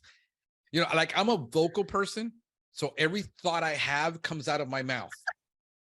And that's my danger spot, because I realize that I have to keep things to myself until I actually implement them and start doing it, because I'll listen, like I'm listening. Okay, do I want to be a $2 million? Do I want to be a $1 million? I'm working out the strategy, but I know I want a vehicle in every market that I want to represent now, because since we're such a niche brand, we don't need a large market share. We only need, 0.5% market share, and we're like super happy. Mm-hmm. So but I want to still try the franchising route, because since I'm more of a leader, I don't like managing people so much. I want to try that, but we tried it. It was too early. We're now at a point where we can probably try it, especially with the brand we've created with both Pest Geek and Nature. So it's appealing to some people. But yeah, I'm vocal, and what I'll do is I'm listening to somebody in a conversation, but the way I process is I have to verbalize it. In order for me to process it mentally, what was said, I verbalize it, and that becomes a detriment because I accidentally let things slip. But if you said you wanted to do this, but you said you want to do that, it says, I'm thinking it's always, some people are always thinking either or, and I'm always trying to this and that. Why can't we do this and that? Why does it always have to be either or? Can we figure out how, or can I implement part of it and implement this other part? So it always gets me in trouble. So I've learned to be like tight-lipped, because I just, that's the way I process. It's just, I'm verbal. And this is why I sit behind a microphone and I don't write, because it's just easier for me to do this. And when I listen to other people's ideas, it's almost like there's connections being made in the head. And the things start firing. Oh, okay. He said this, he said that, can we kind of do maybe a hybrid of it? Because at our game, we're not 20 or 40 employees. Right. So that's my thing, is we're always thinking as entrepreneurs, and it irritates the crap out of 99% of the people around us. You are one. Yep. Yep. Exactly. And I have to tell my husband, who's wonderful at this, he's wonderful at it. Cause I'm just like, I just need a process and I'll just talk, because most of the time I don't actually need someone else. I just need to talk through my own stuff. And he's just wonderful because he just sits there and just allows me to just, without trying to fix anything or like whatever. But most people don't get that. And so a lot of times when I'm talking, I've had to like learn this, like, people think you want their advice. I don't. I actually just want to talk it through. And so like, yes, even just saying that, like, I just need to talk this through. Or I have like 3 people in my life that I just know that, like, if I need to process something, that I just call them and like let myself, whatever. Right. And Alan would always say that to me too. He'd be like, when you're thinking by talking, you have to like actually put that out and go, I am just talking here. This is not an implication of like what we're going to do. I just need to talk. Like, so when we're in meetings, because we have leadership meetings every week, like saying, actually, we just need to like talk this through, but it doesn't mean that any of this is going to actually like sit, but those are the mistakes that I made in the early days too, is like, and back to something you said earlier, like, especially when your team is surrounding you and they're around you all the time. And COVID was terrible for this, because like I had a peer group and I had like masterminds and I had things going on before COVID.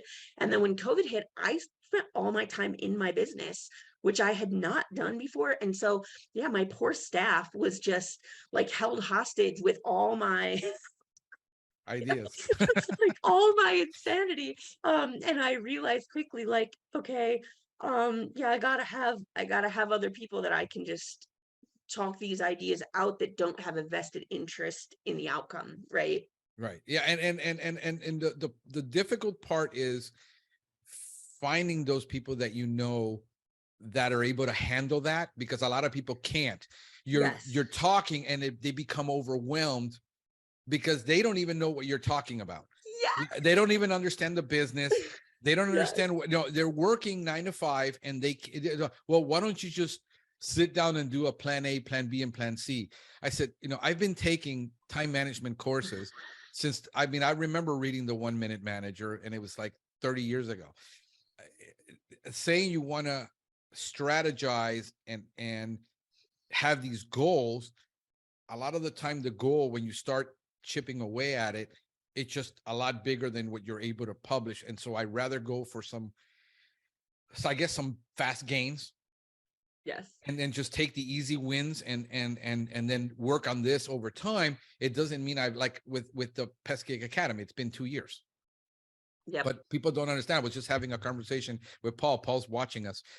We were sitting at dinner. I said, Paul, when I took this on, that I wanted to do it, it was a brilliant idea. It's easy, but it's 24 hours from the time that I get an idea for a class to study through it, write it out, do the PowerPoints, record it, edit it, and put it on. It's 24 hours worth of work per class for a 1 hour class. Wow. Yeah. And I totally see that. So we don't see how long it actually takes to do it. And then I said, okay, I want to do it. So now I developed probably 24 classes so far, at 24 hours, that's a year's worth of work just in hours. Yeah. So for when I say I want to do something, everybody thinks, oh, you're not doing it. I got 2 more to record and I'm planning to do it this week so I can launch. Plus now I got to get it registered in the state.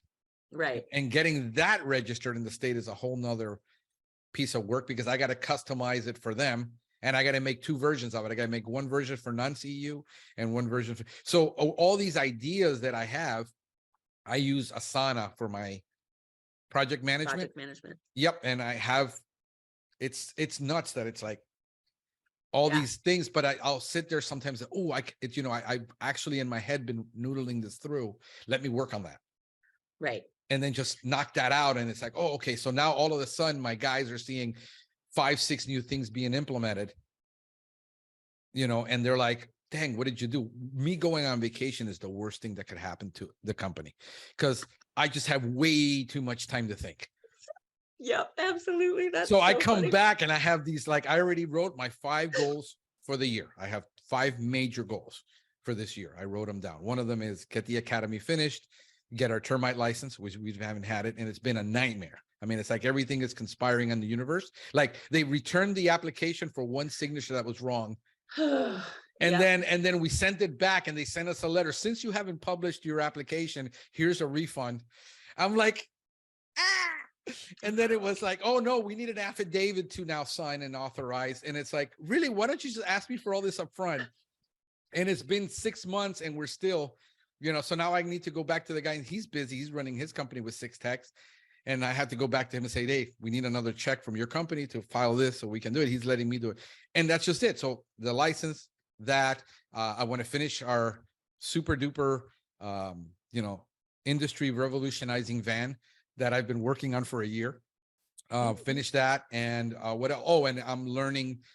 relearning a lot of the new SEO. So a lot of my thing is relearning SEO, especially for GMB, which is totally different. It's it's like totally different, and get those. So those are my major things for this year. If I can accomplish, plus I'm hiring a part-time salesperson, almost full-time, hiring that. So we got that done. And then next year, my goal is, if I can get it to where I want, hire an admin. Okay. And then just me really focusing on the things that I truly enjoy. Yep. Versus me trying to be all things to all people.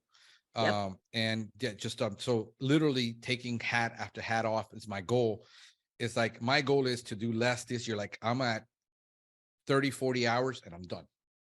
That's awesome. That's where I'm focused on right now. It's like, nobody's going to mess a wrench in this project where I'm putting in more hours. Right. I did that. I've been working the 80-hour weeks since I was 21. Right. I'm done. Yeah. Well, and so I think it was a year ago or 2 years ago, I met with Bill and Angie Richter. They came up here. Of course. And they do a trip a month, right? And like, when they were telling me about this, and I was seeing what they were doing, because they go see other pest control companies, which I just think that's what I'm going to be doing this year. That's what I plan to do. Love it. So you have to come to Michigan. Okay. So, I am. so when they told me that, I was like, okay, I'm going to try that. Right. Like, because I was working 80-hour weeks. All I did was work. And even when I say work, it's not that I'm necessarily whatever, it's my brain is you can't always, shut it off. You can't. Yeah, it's always working, and so, taking these trips, and a lot of them were business related, which is totally fine. Life-changing. Absolutely life-changing. It changed this last year changed my life. I did, I think I did a trip a month. And I just, it was a total game changer. I know that's cliche, but because to your point, when I go on vacation, my brain gets freed up just enough to get clarity. And so it's this awesome cadence of stress, trip, clarity, and so I want to keep that going. And I know that probably to the outside world that seems really frivolous. It's so funny, people have an opinion no matter what. When I was working 80 hours a week, everybody would be like, you have no life, you need to stop working so much, you need to go, you need to. And then I start doing these trips and stuff, and people are like, oh my gosh, all you're doing is travel. Yeah, it's like, you're damned if you do, you're damned if you don't.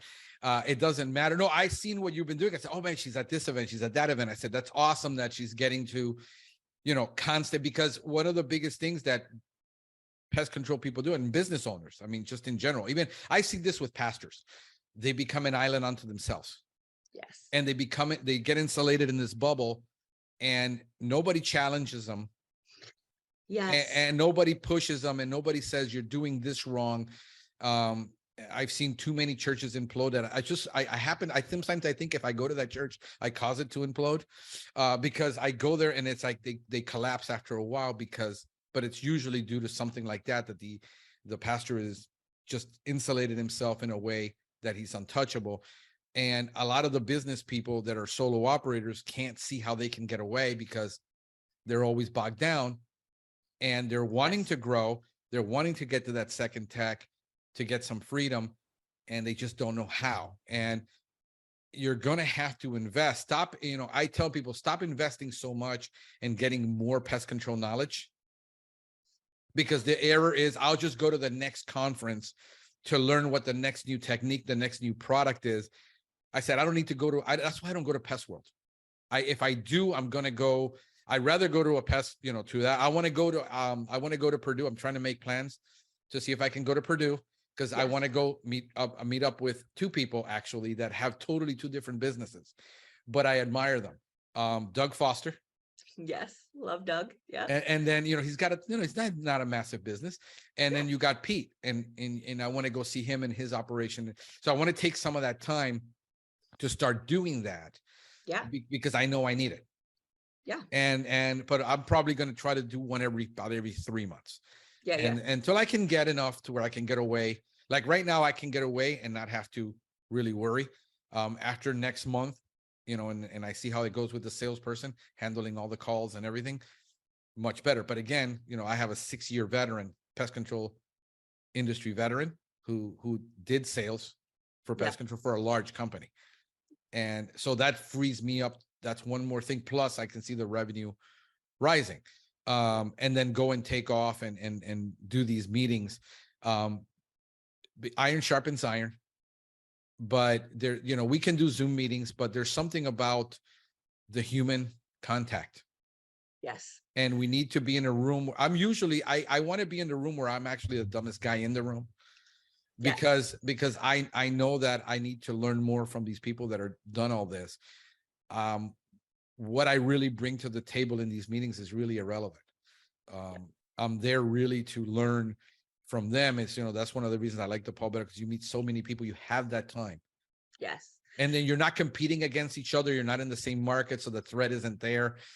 So all of those things get off the table, and you can kind of, you know, I guess, you know, take some of your clothes off and just be a little bit more transparent and honest about things.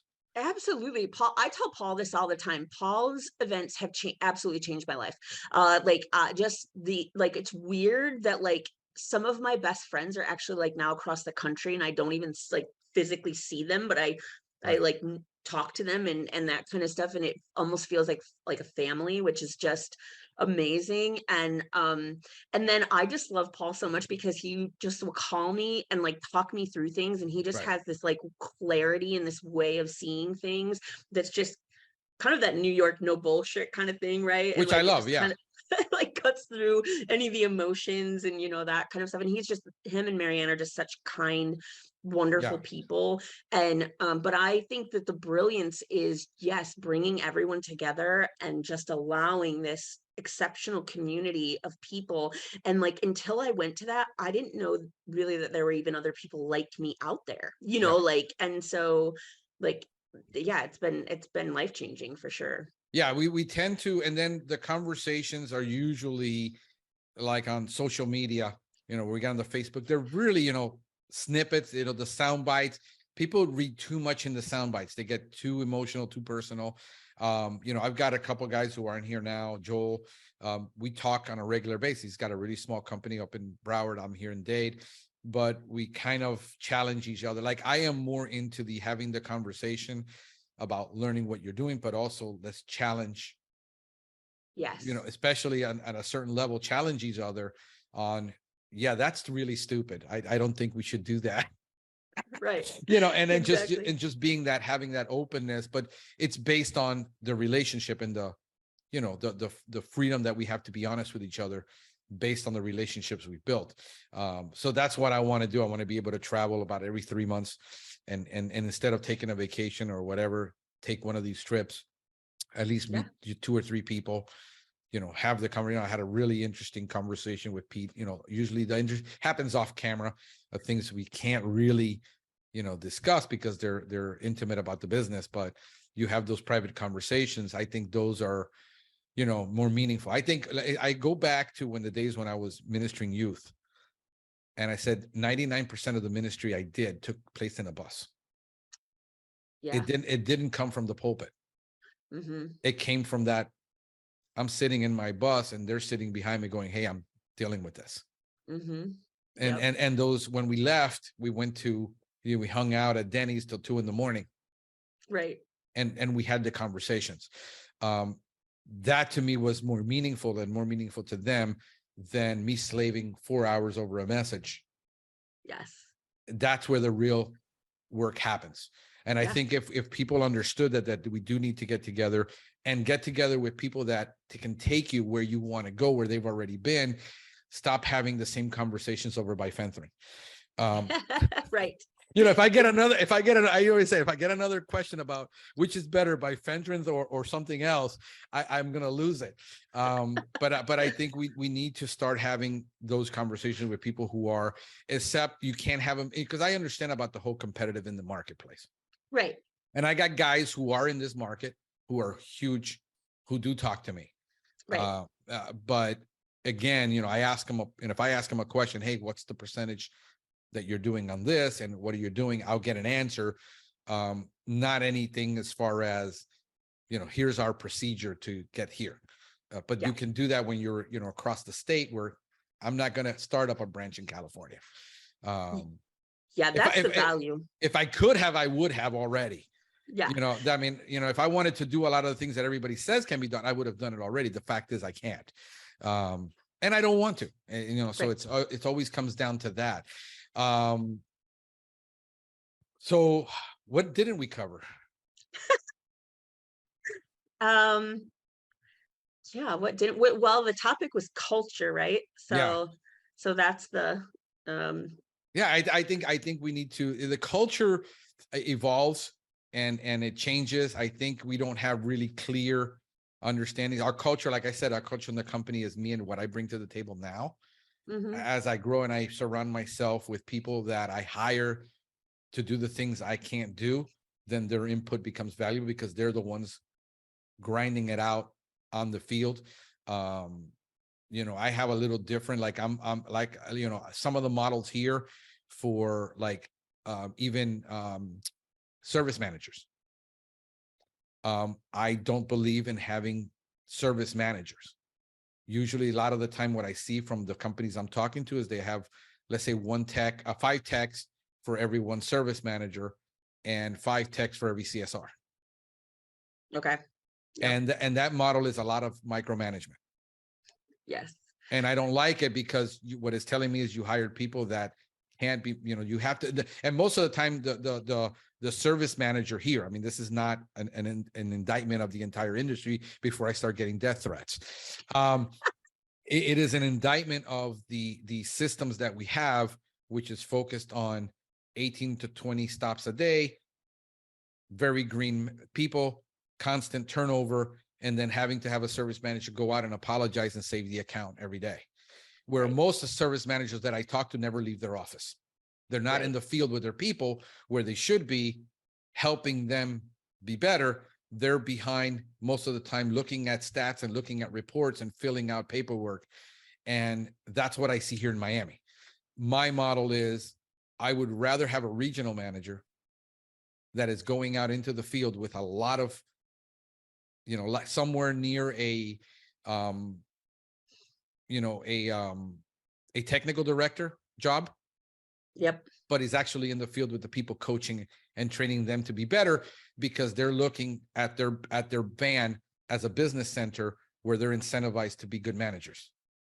Right. And not have to have that over management style where, the CSRs should be either doing what they do at this point, whether it's sales or whatever, which we can talk, because I know that you've been dealing a lot with that too, as far as inbound sales. I mean, you're probably primarily doing inbound sales, and talk to us about that process for you, about, the scripts, because I know scripts are important. You've had to develop that over time.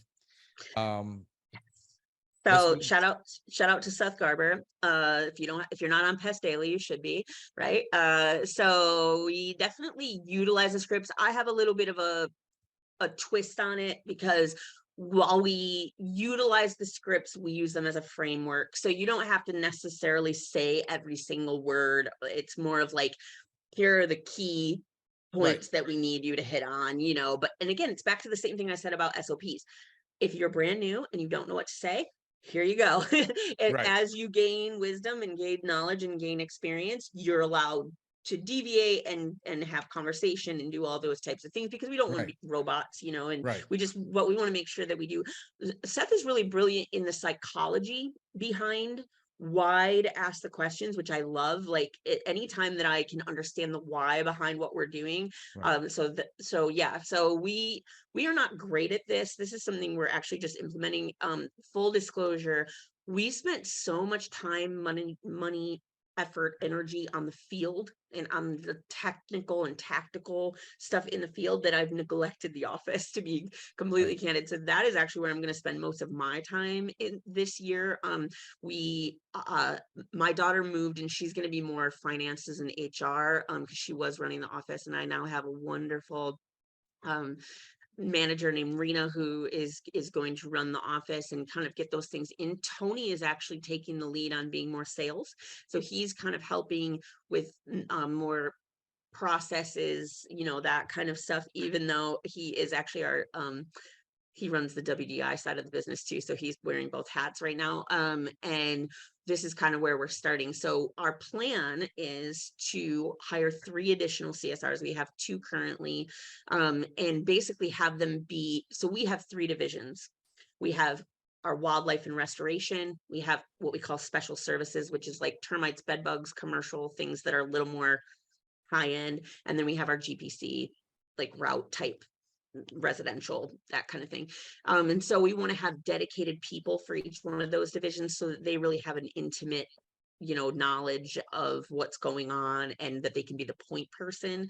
So that's kind of what we're developing. And then with the sales, that's Tony's thing for this year, is he's going to all these events with that in mind. He's going to go talk to the people and learn as much as he can about that kind of process, because like I said, in the early days, we spent so much on advertising, and we've scaled way back on that. And now we just have done great service, which has worked and has been great. And so now I kind of want to start going, okay, cool. Now we're going to go back and look at actually doing some more sales. So, who a great person that you should have on your podcast is Sky, because Oh, she's on my list for this year. good. Okay. Yeah. Because she has this down, and I'm hoping to learn from her and Yeah. kind of get a little bit more of this too. Yeah, no, we had a good conversation when we were in over at the Paul Bello conference, and she met me after, because she was in a different group and table and all that.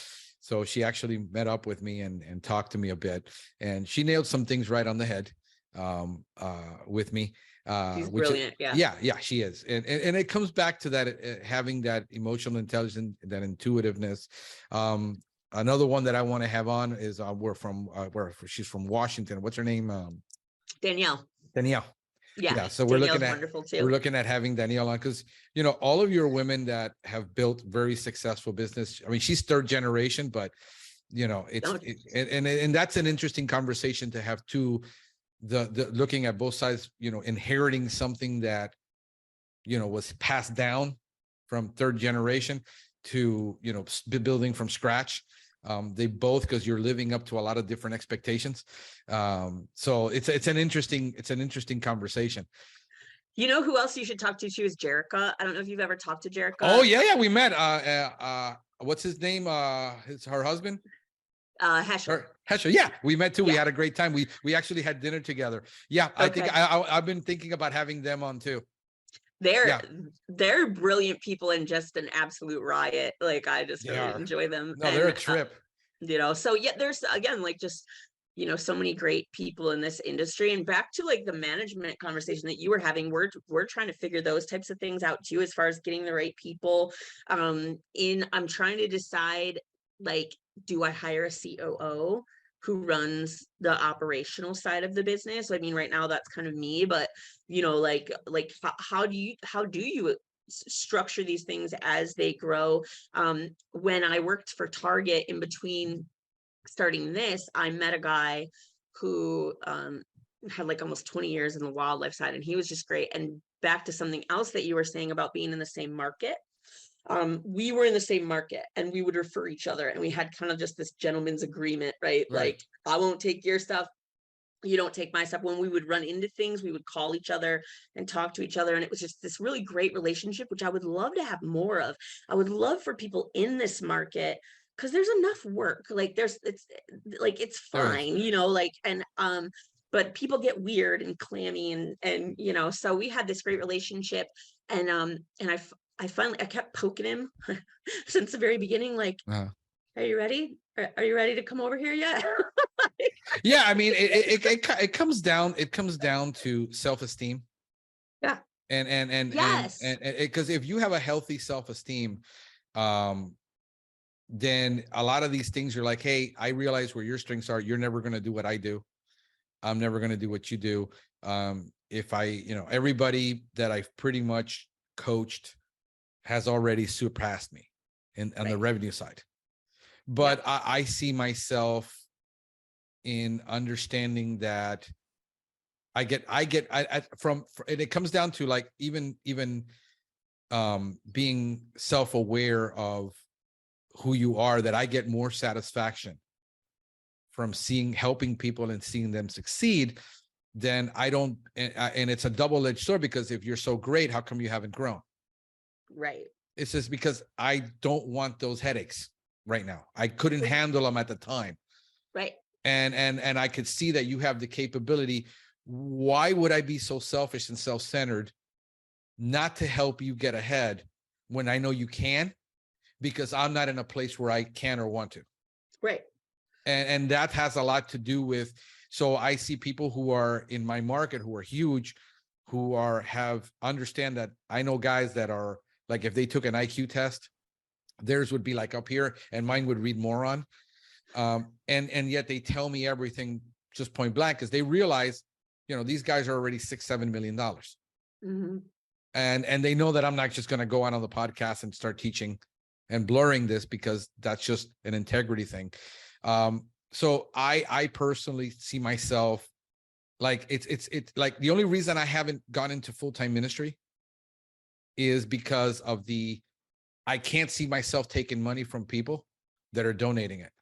Right. It's never worked for me. I've been there. Mm-hmm. And deep down inside, I'm a minister. I want to see people do well. I want to see them, most of the conversations I have with a lot of business owners is around the whole issue of ethics and morality. Right. And their own personal life, and how that, those habits that you have are detrimental to the growth you want to have. Mm-hmm. And helping them get through a lot of the personal junk, Right. not so much the business. Right. So Well, that has those are a lot of the conversations. that's a lot of what's in the way. I realize that with my coach Michelle, who's just wonderful, is she has really helped me to remove a lot of the personal. It's weird, right? Like, you don't realize how much your personal stuff is a barrier to the business. And so, like, yeah, that has been absolutely huge. Yeah. Just to recognize, Yeah. So a lot that, of the challenges people have in their own growth is just, and I recognize a lot of things that probably your parents, my parents never had to deal with. The amount of divorce rate, the amount of fatherless homes, both for right. women, men and women, which is detrimental to girls.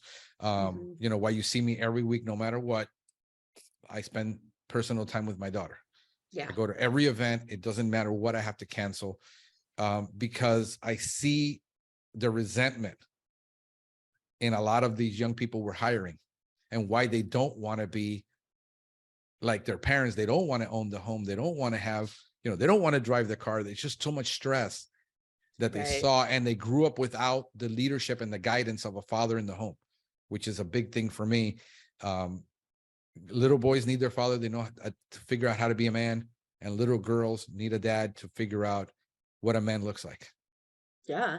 Well, and for me, the relationship I had with my father was what allowed me to have such a great relationship to God, because like that unconditional love, and like where it was like a very easy translation for me to go like, well, my father loves me, so my heavenly father loves me. I mean, it was easy, and so yeah, I can absolutely see that for sure. Yeah. So those are the things that, there's a lot of hurt people out there that are trying to figure things out.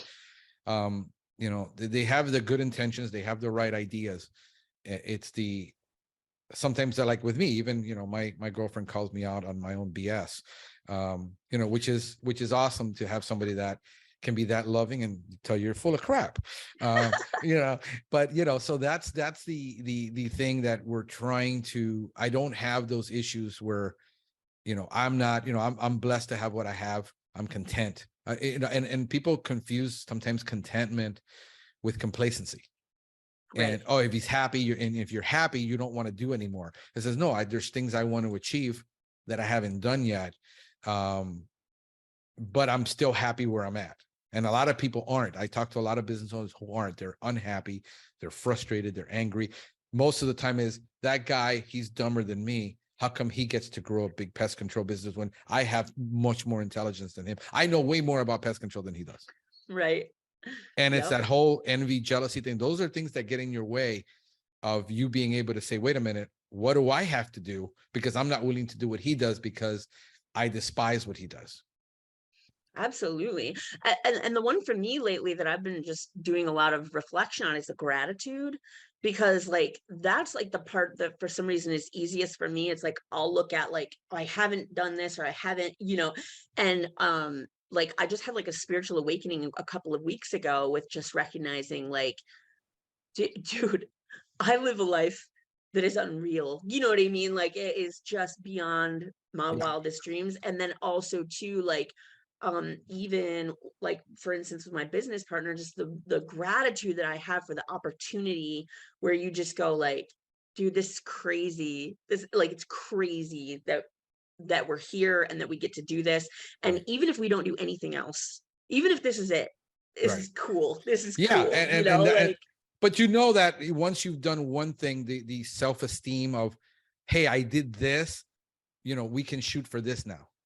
Because it becomes a lot easier. I mean, I see guys that sell their companies and they'll sell it for a couple million and then turn around and build an even bigger company the next time because they already bypassed all the mistakes.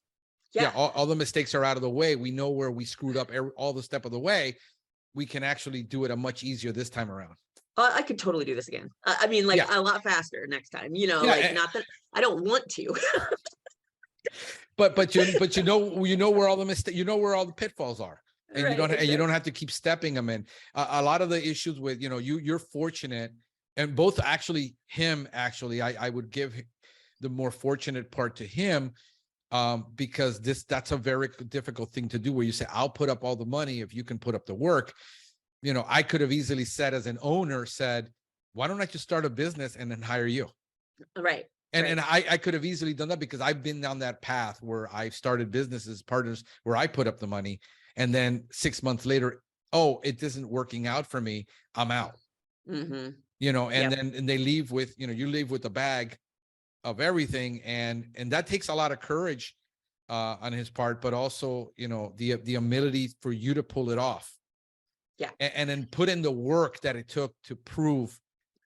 And then that's, I think, when you're truly grateful, is you realize, that you given the opportunity, but you actually pulled it off, because you could have quit. Right. No, and I'm sure there were many times you thought it was easier to quit. That's so funny. We actually were just talking about that the other day, because that's what I was saying is like, there's been more times that I wanted to quit than, you know what I mean? Like when I look at other people who have quit or whatever on us or whatever, like I just go like, it's extreme, you know what I mean? Like the level of it. And ultimately I think it's crazy, because I put myself, his name is Larry, but I put myself in Larry's shoes, and I go, I could never do what he did and be like, because I would ask him something and he'd go, Maria, I trust you. Do what you think is right. Right. What? Like, you know what I mean? Like, what? Like, it was crazy. It was just crazy. But that was so awesome, because I was able to take full ownership for every decision and go, every decision that I'm making. And like, I would tell him, like, I'd rather cut off my own arm than have this fail after being given this kind of opportunity. And I wouldn't ever want him to lose in the deal after he had, like, it was just crazy. And so there was a lot of fire and a lot of drive through that, because having someone stand up for you and like have that confidence in you is crazy, right? And he's always just been so generous with me. And so like the great news is, like, everybody always says like partnerships don't work, you shouldn't have, blah blah blah blah blah, and I'm like, I don't know, man, for whatever reason this one does, and I love it. And like I think, like, I'm excited to see what other opportunities there are and what other things we can do. And I think that that's the other part of this too, is like, do you want to double down and keep growing this? Do you want to diversify and go do some other thing? Like what, like there's so like the opportunities are endless, really. I mean, you Yeah. could do Oh, that's anything. always the case. You got endless opportunities, therefore you got endless decisions to make. Right. Where you like I said, I'm diversifying into two things: training, which is my strong thing. Me and Sky had this conversation at the conference, and she tells me, I see your business more as a testing incubator than you actually growing. And I said, no, I think you're absolutely right. I come to terms with that, because a lot of the things that I get to do and test and have fun doing it, Yes. where the money isn't what drives me, the growth isn't what drives me, it's the implementation of a lot of things, plus the training part of helping other people, and mostly technicians. Most of the people, believe it or not, that listen to me are actually technicians working for other companies, Yeah. where they're like calling me out, man, I wanted, they're having me spray the inside with Phantom. I'm like, and I listen to you, and I know that ain't right, and the label and all this, and so I'm influencing a lot more of the technical part than I am the business growth part, because the guys, people like you have already done it, succeeding. I don't feel like I am. I don't want to be I feel like I don't want to be. I don't want to be an imposter ever. So I don't want. Right. I always struggle with the imposter syndrome thing, where who am I to start this to begin with, when I'm just a small little technical guy. But I figured I brought that to the table that nobody was bringing. Honestly, I think you have more wisdom than most people. Like when I look at what you're doing and why you're doing it, and just the I don't know that I would have been intuitive enough to discern what you figured out in your market. And so I think that that's brilliant. Like, like the fact, like you could have just gone for it and just been like, we're going to try to blow this up or whatever. But I actually think you're way more intelligent and like in understanding how it works and what it is and what your niche is. Like Yeah. I see so much wisdom in that. It's just the hard part of it would be, the hard part of this was I already knew what I was up against. I knew what I was going to face, especially in a market like Miami, where very few people actually care about this.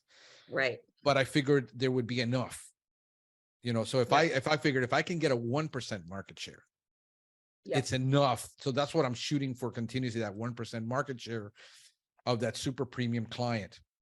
Right. But it required, believe it or not, it required more faith in me and what I could do than the knowledge or the ability to do it. I was a lot. I think I was sometimes more naive to know that it couldn't be done.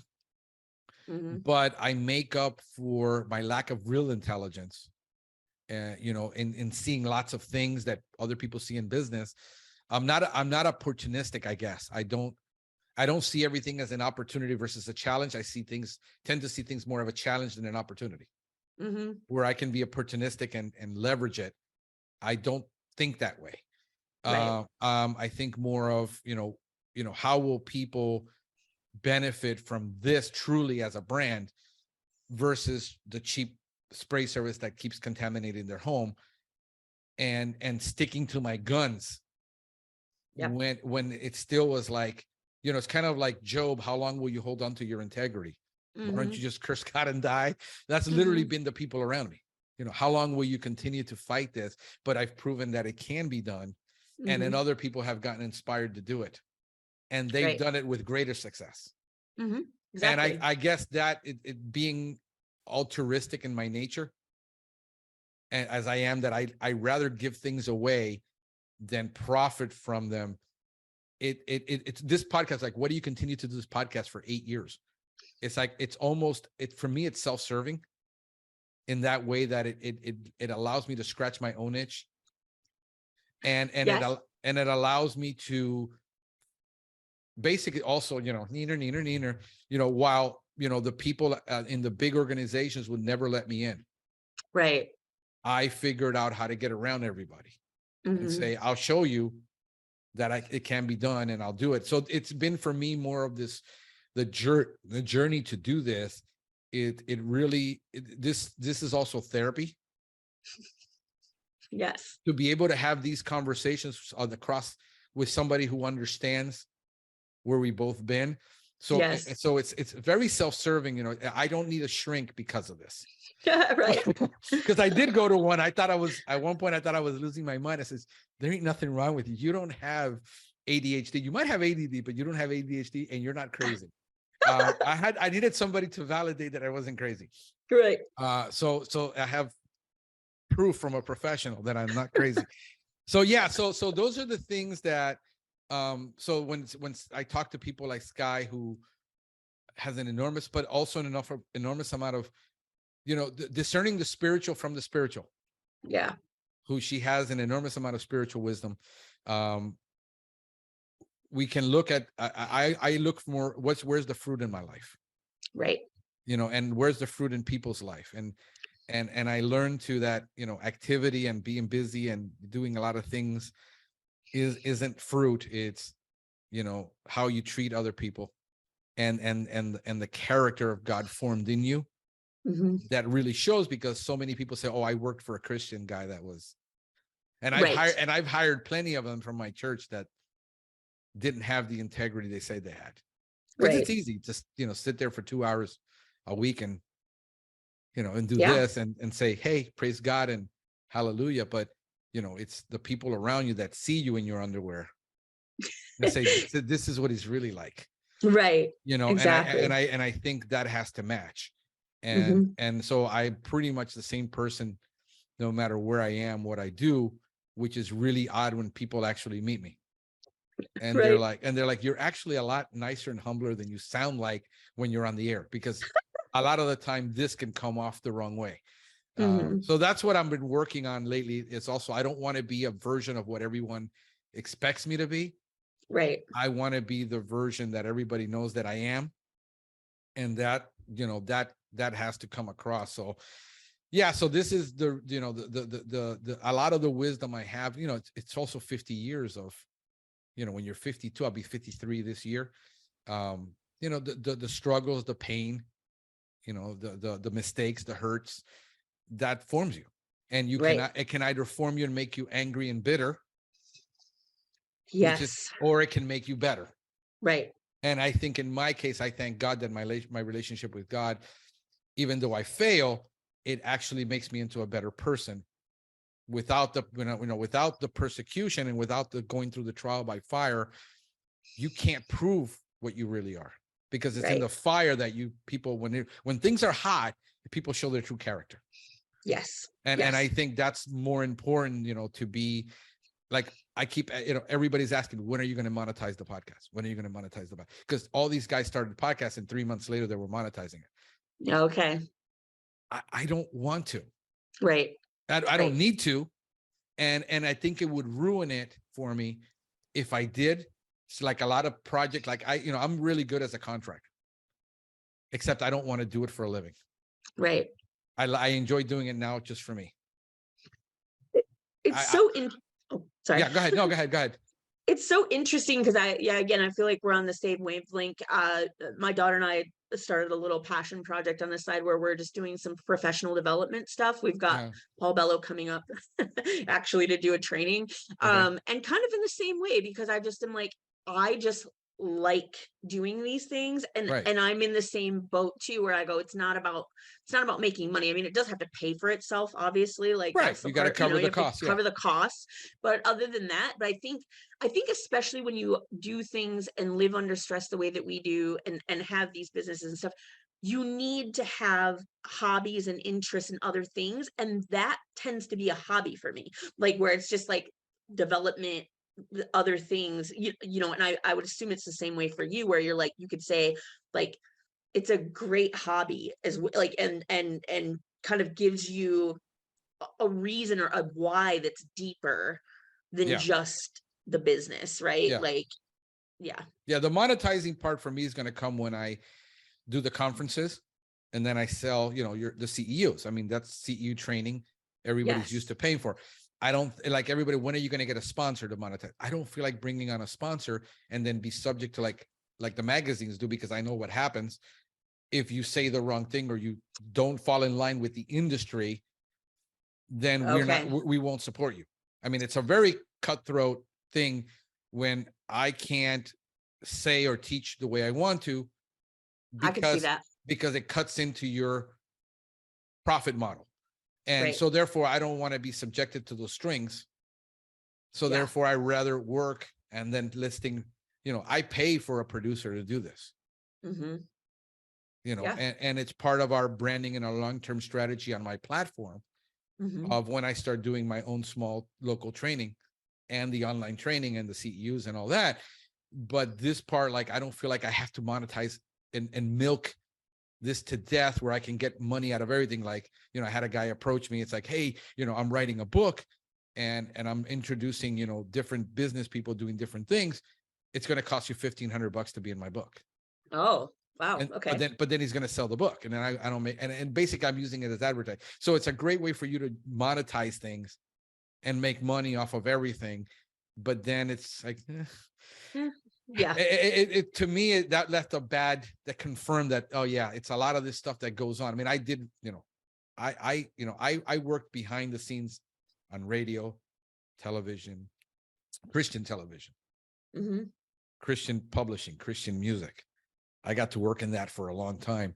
It left a really bad taste in my mouth. Yeah. Because it didn't become about ministry. It was really about sales and how much, and then we would sell off these brands to secular companies and then say we're still a Christian brand, and all that. So you get to live when you're 51, you get to see a lot of things. And I guess if the wisdom comes from anything, is from the experience, that you don't pay tuition again for the same lesson. And like I said, I was so blessed, and like you were, to be with certain people. I got to work, that man, I've always had really good bosses. I've only had maybe one bad one, but I've really had really good bosses. And I got to work under the VP of sales for this giant company, where he used to be the vice president of a franchise brand. So this is a guy that traveled 265 out of the 300 days a year, to where he didn't know where he was in a city. He would wake up in the morning and say, where the hell am I? This guy had so much knowledge that I learned from him about doing a lot of this. But I realized that now that I'm looking at a partner, that I might have to bring on a partner. But the values have to be there. And that's the hardest thing for me to find, is the values, because I based everything on that fruit and values. Yes. I don't base it on how much money you can bring and how big you can get me. Yes. So that requires a lot of self-restraint, where some people would see you're an idiot. You could easily be making money and you're letting that get in the way. I said, that's what keeps me grounded, so that I don't do the typical things that you criticize other business people for doing. So either way, you're going to get criticized. I rather just get criticized for doing the right thing. Yes. And if I don't live up to your standard, sorry, I'm just happy being me. I'm just that self-aware now, where I don't have an axe to grind.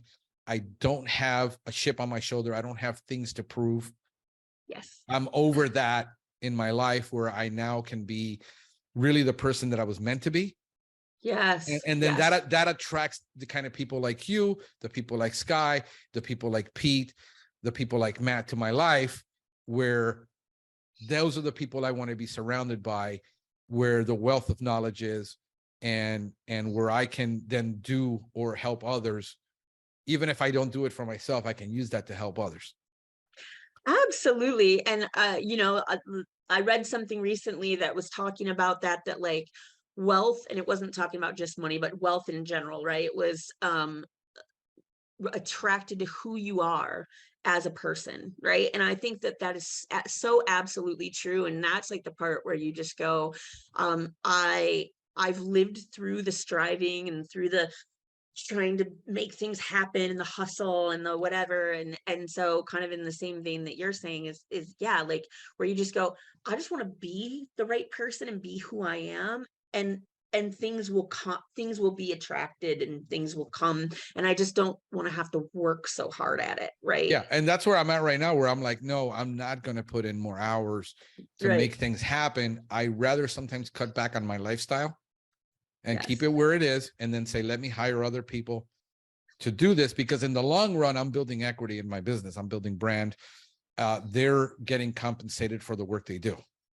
And then I said, I'd rather just pay them more and reward them more for the good work that they're doing while I build equity in my company, whatever it is I want to do. And then this way, I just like to sleep at night. I have issues with sleep. I like to sleep at night. I like to be able to go home and say, I did the right thing by everybody. When I don't, it takes away from my sleep. And people say, you got to get over that. It says, I can't. That's the way I'm wired. I can't change my DNA. Rather than try to change my DNA, I try to make everything around me how I think, I should do it, and then listen to those and say, if you did this and this, like with Pete, hey, he harshly criticized my site. I mean, and I asked him I want you to do a deep dive and says, where is this screwed up? These are things I can fix. These are technical things. Mm-hmm. And we can't confuse them that this is, I want to do things my way because I just want to do them my way. No, I want to do things in the aspect of moral integrity and honesty and with people. I want to do those things. I'm not going to compromise no matter what you tell me. In the part where, hey, this is a technical thing that we need to fix. Let's get that fixed. Let's get these technical things fixed so that we can be better. And I think there's where a lot of people they get stuck. Though it's my way, I want to do it, but your way is still wrong. No matter which way you cut it, you can. And a lot of people like I have he's going to come. He said he's going to come down to Miami. People got a thing with door to door. And there's some guys that have grown very successfully to door, and they're great people. And he's going to come down to Miami. He says, I'm going to go door knocking for you. Okay. As I come to Miami, and I said, I'm going to go. He says, do you have a tech? And that can do it right there. He says, yeah, I'm going to go with you. I'm going to be the tech. Okay. And then I'm going to get him all the gear so he can go door knocking and show me how it's done.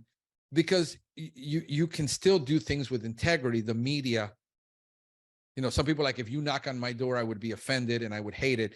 Yes, you would. But can you just knock on somebody's door and if they say buzz off, say, okay. Yeah.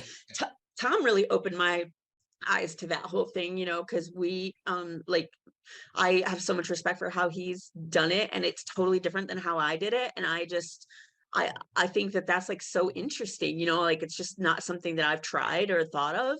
Right. But at the same time, you can't argue with success. Right. So can you do it and say, okay, so what if it becomes 20% of my business only? Right. It's 20% more than I would have had if I didn't. And if the ROI is there, we're modifying our pricing now to be more in line with the market, because we're in a point where we can compete on price. And my idea is, why would you bring your price down? I says, well, I'm not like bottom feeding. I'm just bringing in line to where the medium market is. We did an analysis of where the medium market is. And says we can now go head to head with the big boys because our overhead is covered. We don't care. And my attitude is, my service is way better than I want my service in their home. When it comes to an apples and apples comparison, the customer has nothing to compare it to.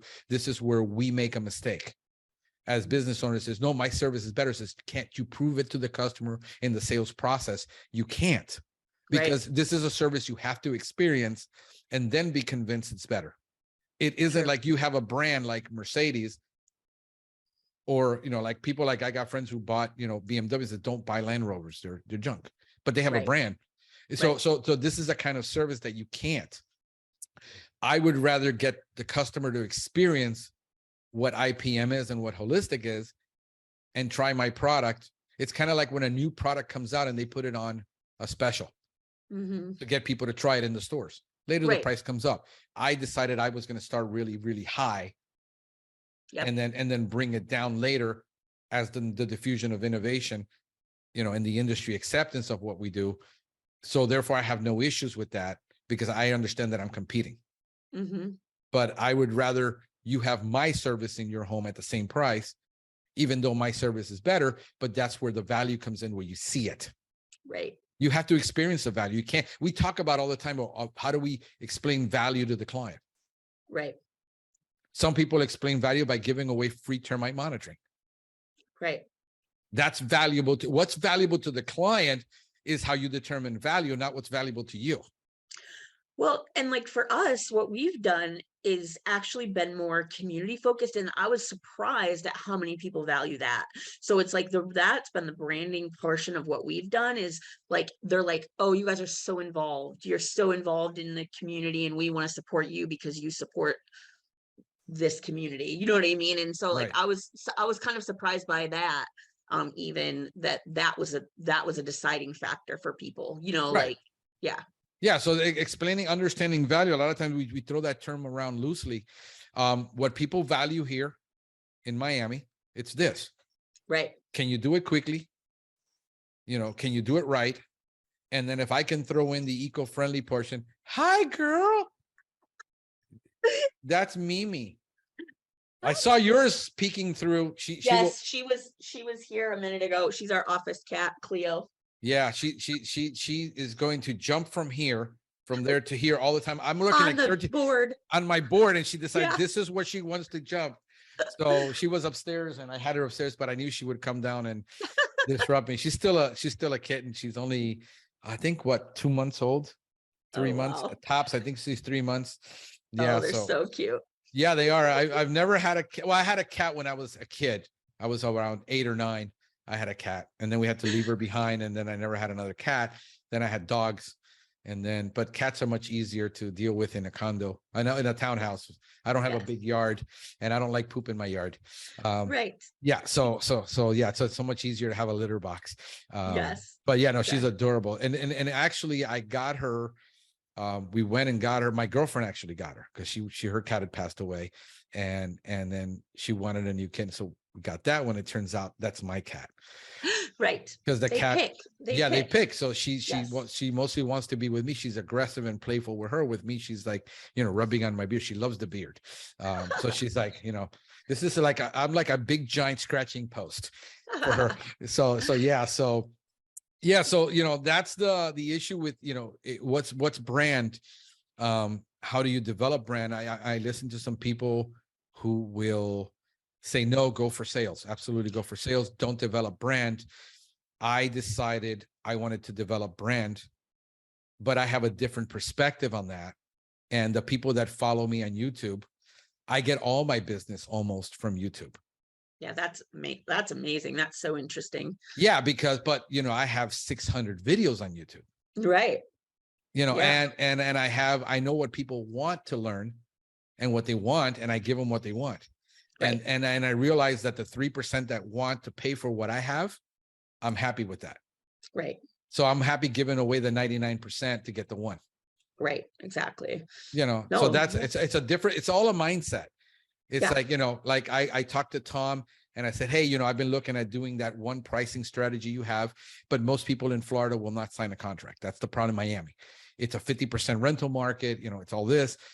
And I said, but I've been trying it and I'm going to go for it. So I offer 2 prices to the client. I give them 2 choices. Here is your best value. If you're going to live in your home, it's, $49 a month, no initial fees. I took away the barrier. Okay. And then for, if you want to do a one-time pricing, here's our initial price, here's our follow-up price. And then after that, if we want to quit, we convert about 20% of those on the back end. Okay. Because the text says, hey, we finished, you saw how difficult it was. This is not going to go away. This is this hand problem. You're always going to have it. Do you want to sign up? So it's very non-sales confrontational, where the tech on the back end asks when he's done with the last service, and then he'd say, yeah, they want to continue, and then we just continue with the program. So I give that option because most people are renting, says, I'm not going to be in the home a year. I'm not going to sign a contract. I'm in a military town right now, like literally the base. It's a miracle you haven't heard the bombardment, because they do shells. I'm in like an Air Force base. Like I'm literally like a mile from it. So very transitory town. It's mostly rental because people can't afford to buy right now in Florida. So the rentals are more. So I'm doing both. And people are like, well, why would you give away your initial fee? Look, let's go back. I'm going to go take you back to the late 80s, early 90s, when I used to have a paging company. We used to sell pagers. I sold pagers. I was the only company in the area of Dayton, Ohio, that would deliver pagers to their clients. We did door-to-door handing flyers, and we say, we'll deliver the pager. And we sold the pagers at full price, but without a contract. I've been doing non-contract work we're going into the 90s, and we're 2023. And so I had that experience from that. Right.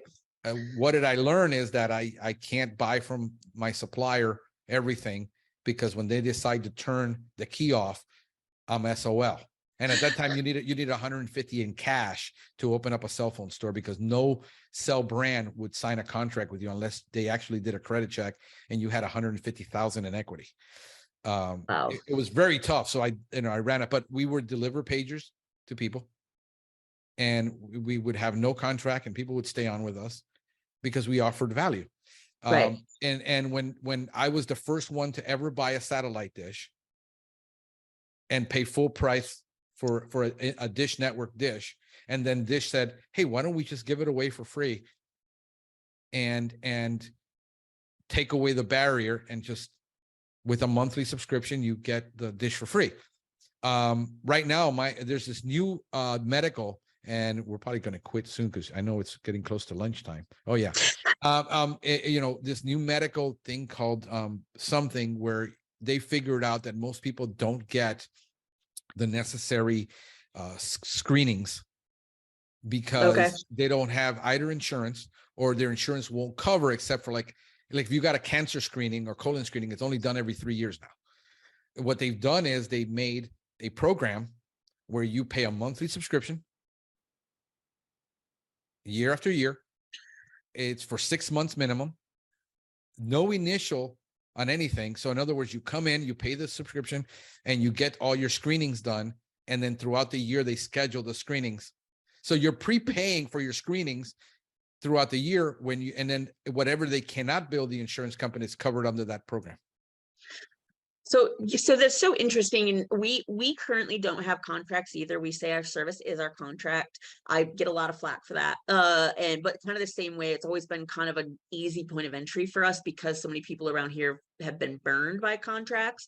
Exactly. And so that's kind of, and we just moved into the monthly subscription model. And so and we also just moved, we were doing bi-monthly seasonal because we're in Michigan. So that's the other part, is like convincing people that they need pest control over the winter sometimes is difficult.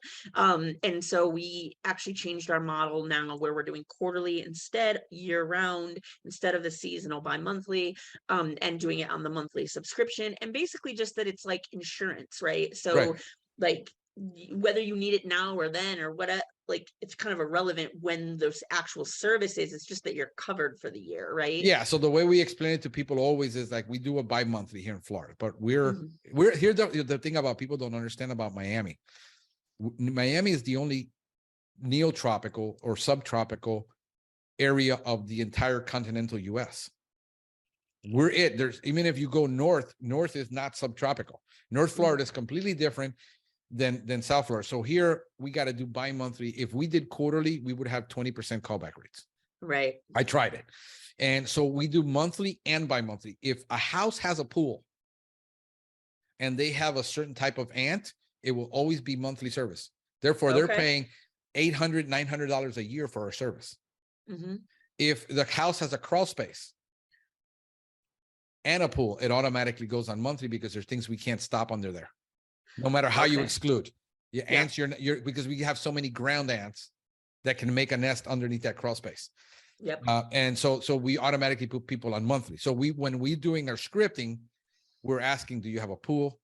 Do you have a crawl space? Do you have this? You have that? The age of the area where it's at. So now we know where to price it. We don't give them an option of what, but for 80% of people, it's going to be a bi-monthly service. And we're going to service it. And we don't have a contract, a long-term contract. And we got to clarify this, because how do you protect yourself? I says, well, we have terms, conditions, exclusions, limitations. Everything is on our contract. Yeah. It's just that you can cancel any day within 30 days. You just give us notice and we cancel. Our cancel rate right now, last month, was 3%. Wow. That's great. So, do you need a contract to lock the person in? No, you need, and if you're going to do a termite job, you have to know the law. But if you want to do the monitoring and you want to cancel the monitoring, we could cancel it. I think when we get into, bait stations and all that, there's a huge upfront expense. So we let the customer know, hey, listen, if you're going to be in your home for a long while, this is the price with a contract for renewing and this, but that's different. So you have to adapt. Right. And if your if your top 10 in the market does something, you're foolish and you're growing, you're foolish to say, I don't have to do that because I'm so special. Right. I mean, once one competitor does something, every other competitor has to do it. Once somebody offers free shipping and you don't offer free shipping, you're going to close your doors. Right. It's just a reality of the market. Now, if you're a one-man show, that's different because you can say, I do 250,000 a year as a one-man show, and I don't even do marketing. Yeah, because you did everything through network. You got to this number. You don't need to do any marketing. That's right. But this is what the conversation turns into Facebook. Where I don't do any marketing. Yeah, but you're a one-man show. Once you have a machine, you need to feed. So that machine needs to get fed. That is so wise. And that's the difference, right? Like that is the part where you go, like, it's the difference between people working and not working and us paying our bills and not paying our bills, so it's like, yeah, like the marketing is a necessary evil, to keep things going, whether you want to grow large or not, Yeah. So yeah, absolutely. I mean, we're pretty much right now, I'm maxing out on my SEO, the growth it can give me. Right. I know I need X amount to get to the next level. Therefore, I'm going to sit here and work up. I'm looking at LSA, but until I get into termite, I can't do a lot of these things because of the cost. It's just when me and now I lost my train of thought. Miche, we're talking, he's at 150. Mm-hmm. When I do all the numbers and I run them, it comes out to 250. Wow. Okay. That's huge. So if I was doing, like I got my friends doing LSA and doing all this, and they're looking at 150 because they're diversified in so much marketing, but they've got 3 CSRs, 4 CSRs, 5 CSRs. So you can have one CSR just for doing Angie's List and this and that. When that call comes in, it gets answered right away. And then another person dealing with LSA, and they've kind of, when I'm doing it, I'm like, hell, I don't want to field 50 calls a day from people that are tire kicking. Right. So I got to say, what can I do? So right now I'm learning. I'm probably going to do some YouTube ads, which is unheard of. Just YouTube ads off of my creating videos, because that's a big entry for me. Okay. So it's easier for me to do that and then automate it where it comes into our website and auto sells it. And we auto sell those cheap accounts where we don't have to have a person manning that phone.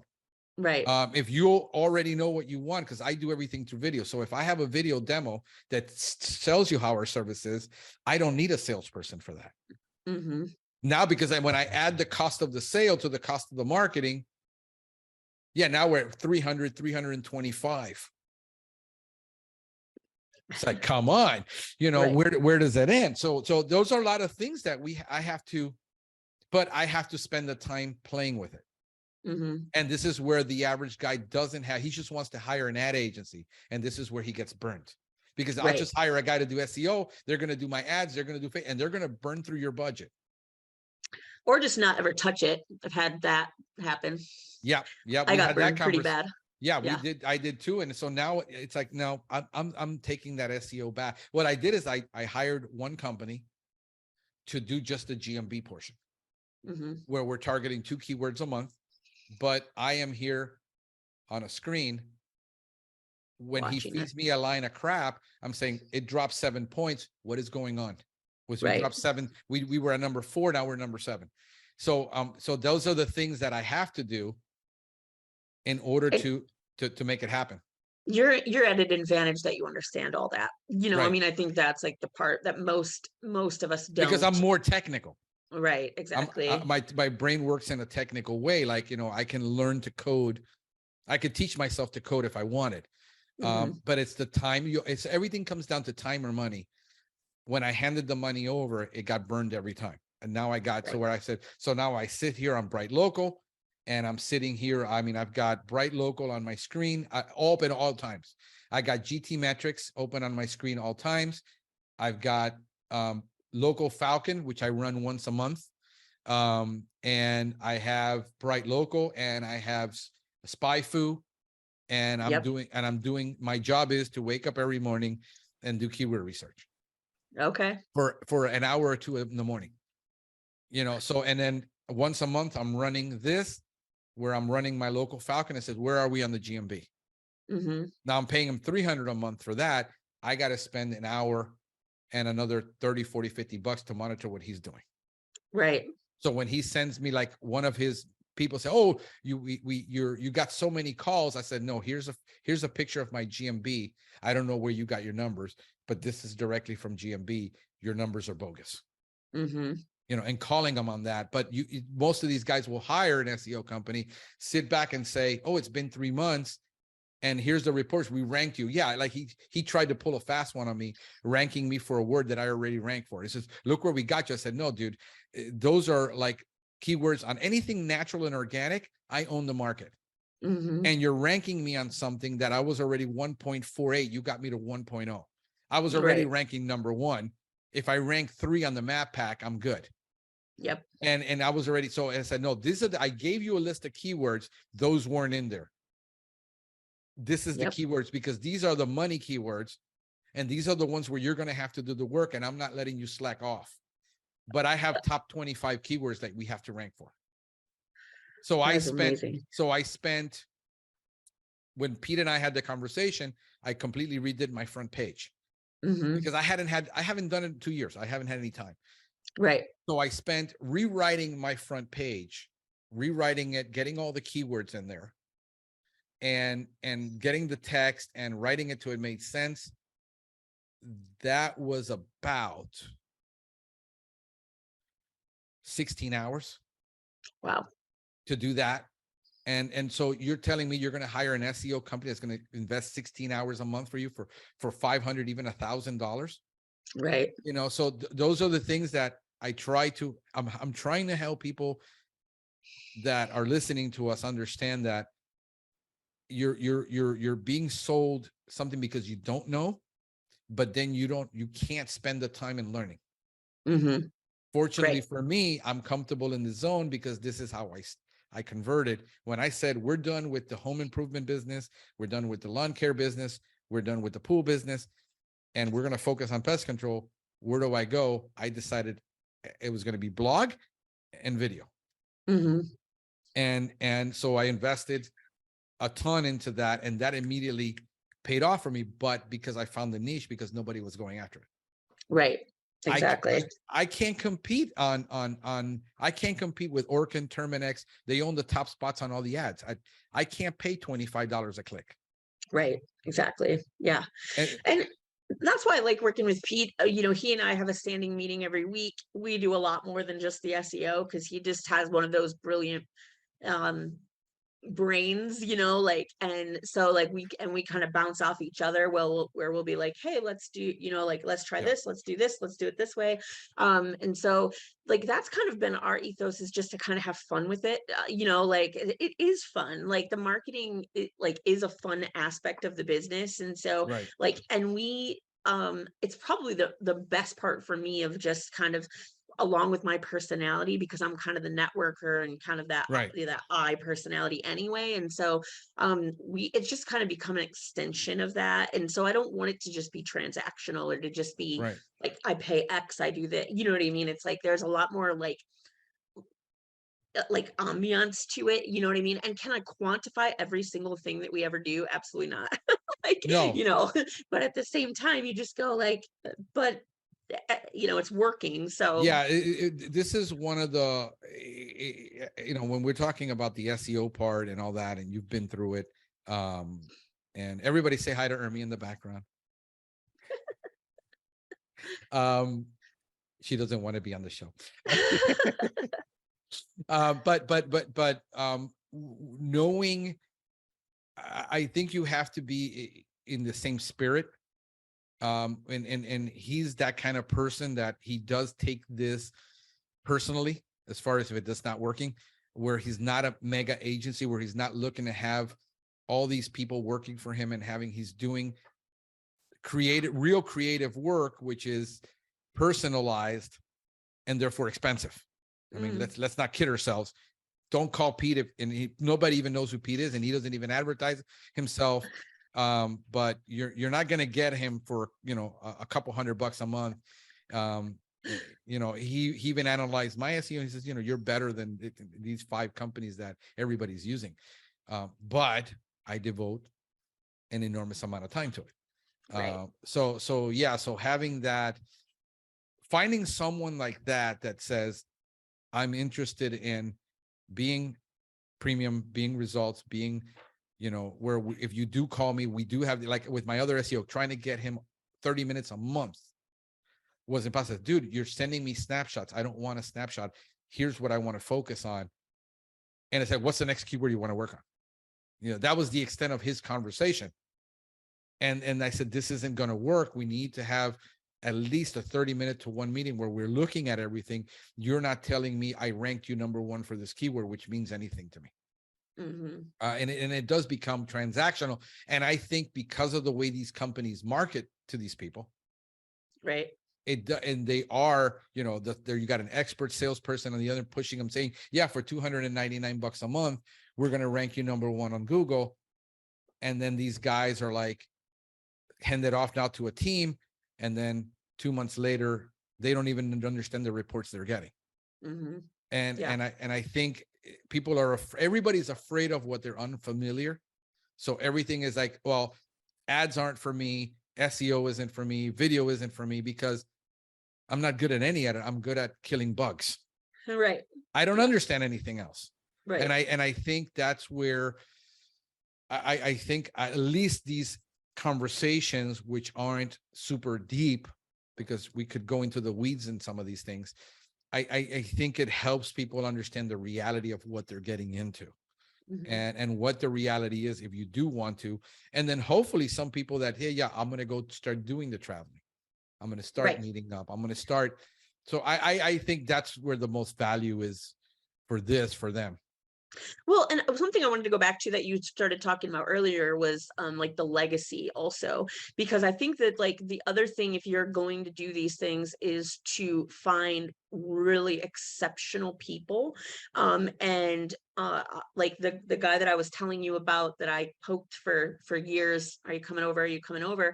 He finally made the decision to come over, and he's just absolutely phenomenal, and he brings so much business with him because he's so great at what he does, and he's so great with clients and those types of things. And so I think that there's like a lot to that, and what I'm trying to do too is like create opportunity for people, kind of like what you were talking about in the beginning, where this is a business for them. They find it just as lucrative. They get out what they put in, those types of things, and we can all, it's a win-win-win, right? Like everybody is getting something out. They get out what they put in, right? Right. And that has to do with a lot of the transparency up front in the hiring practice and the culture that you're building, and what their expectations are, because expectations are so important. I think so many people live with unrealistic expectations, and then therefore they have so many unmet expectations. True. Yeah. Because they've set the bar so high of what they think they want, but then when the reality comes of what's going to be the payout, or what the price is at the checkout counter, they're really not willing to pay it, or they're not prepared to pay it, or they're not prepared to what it really takes. So again, going back to just having a culture of once you start building a reputation, like nobody wants to be with you when you're starting out, but everybody wants to be with you when you're winning. Everybody wants to go work on the winning team. Nobody wants to go work on the rookie team that, it's like, 200-0 on the board. So us as owners, we have to prove first what we can do and what we've done, and have that track record to attract the people that want to, all I want to do is run this little portion. I don't want to be everything, and I don't want to own everything, and I just want the security.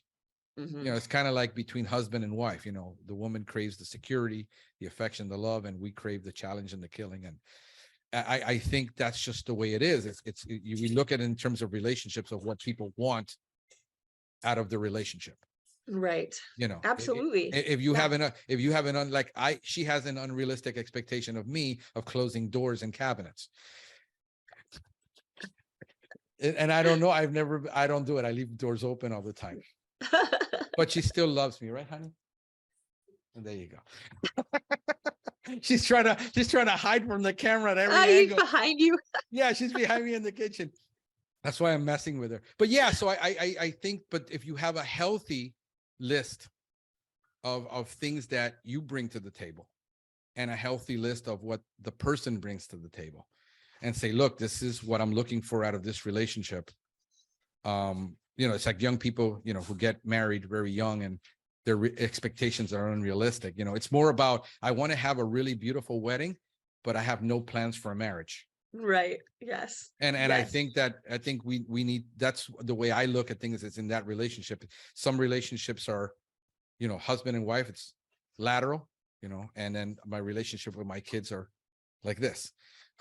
So it's just different. Yeah. Thank you, baby. So but again, it's like everybody wants to be about, you know, it's very hard to get people that, you know, complain that nobody wants to be part of the process. They just want to be part of the outcome. I said, that's the reality. Right. If you can't live with that reality, you can't continue to do what you do, because you'll defeat yourself every time being upset at the game. In other words, you have to love the game. Yes. And yes. If you love the game, then you understand these are the rules and that's it. It's no longer about, you know, if it's, then go play a different game. Right. Exactly. I think that is the part that's really difficult, because people don't necessarily see the decades it took. They see they see this now, right? And it looks shiny and it looks whatever, but they don't see the decades that it took to get here. And also ultimately, even more so, is about being the right person. I think that that's the other part of, like, everybody wants the title and they want the money and they want the whatever, but it's like, but you have to actually be that, and it's like, you can't explain that to someone else. They have to experience it. And I think that that's like the part too of it. I even look back at my own journey with prior employers or prior things or whatever, and I go, I didn't understand. Like, I couldn't understand. And so it's like, you know, you put it in the same thing to go like, oh, and it's so much more, there's so much more responsibility to it than you realize. Like that's like the part too. I think that, again, do you want the title and you want the money, but do you want the responsibility that comes with having to actually create the outcome, and or the responsibility that comes when you don't, you know, like, I think we set people up for failure in the industry, in every industry, as managers, when we stick people into positions because somebody quit without them having the capability, but we just need it. Like in service managers, you know, the next logical step is for you to go from a service technician to a service manager, because that's the next management spot, right? But how much of the industry actually spends time in developing their people with the management skills they're going to need to be able to take on that role? And they don't. They throw them in there and then complain that they can't keep up, that they're treading water. So in defense of all the service managers out there, that it's really not your fault 90% of the time, because you were never trained to be a manager. Exactly. Nobody ever took you aside and groomed you and says, hey, Frank, I want to start grooming you because I really would like, because I see a lot in you. And then we tend to put the person that doesn't have those capabilities in, and then they demoralize the team, thinking their job is to whip everybody over the head with a mallet, and then they abuse their position. So they're not trained to be leaders. They're not trained to be managers. We needed a warm body. You know, every time I got a promotion is because somebody quit or died. Or a development later in my career is because I actually would prove, but early on in my career, it was like that. But I was lucky. I say that with all humility, that I was lucky to have people who were leaders. These were Air Force people. They were managers. They saw the hustle in me, and they said, man, we really want to invest in this kid. Right. a lot of kids complain that nobody wants to invest in them, but they never see your hustle. You're the thing with gratitude, and I think I touched on this, and I've been on the same plan about, we're grateful, and because we understand that we don't deserve anything. Yes, right. Yes. You know, when you get to a point in your life, you says, I don't deserve anything. What I deserve is this. But gratitude comes from a position of real humbleness, saying, I don't think I deserve anything. Right. And therefore, I'm grateful for everything. When you have an entitlement mentality, you cannot be grateful. Right. Because you're expecting it to be given to you. In other words, if I've been here for 6 months, I expect a promotion, but you have no hustle. And hustle is work ethic and doing what you're supposed to be doing and eager to take on more.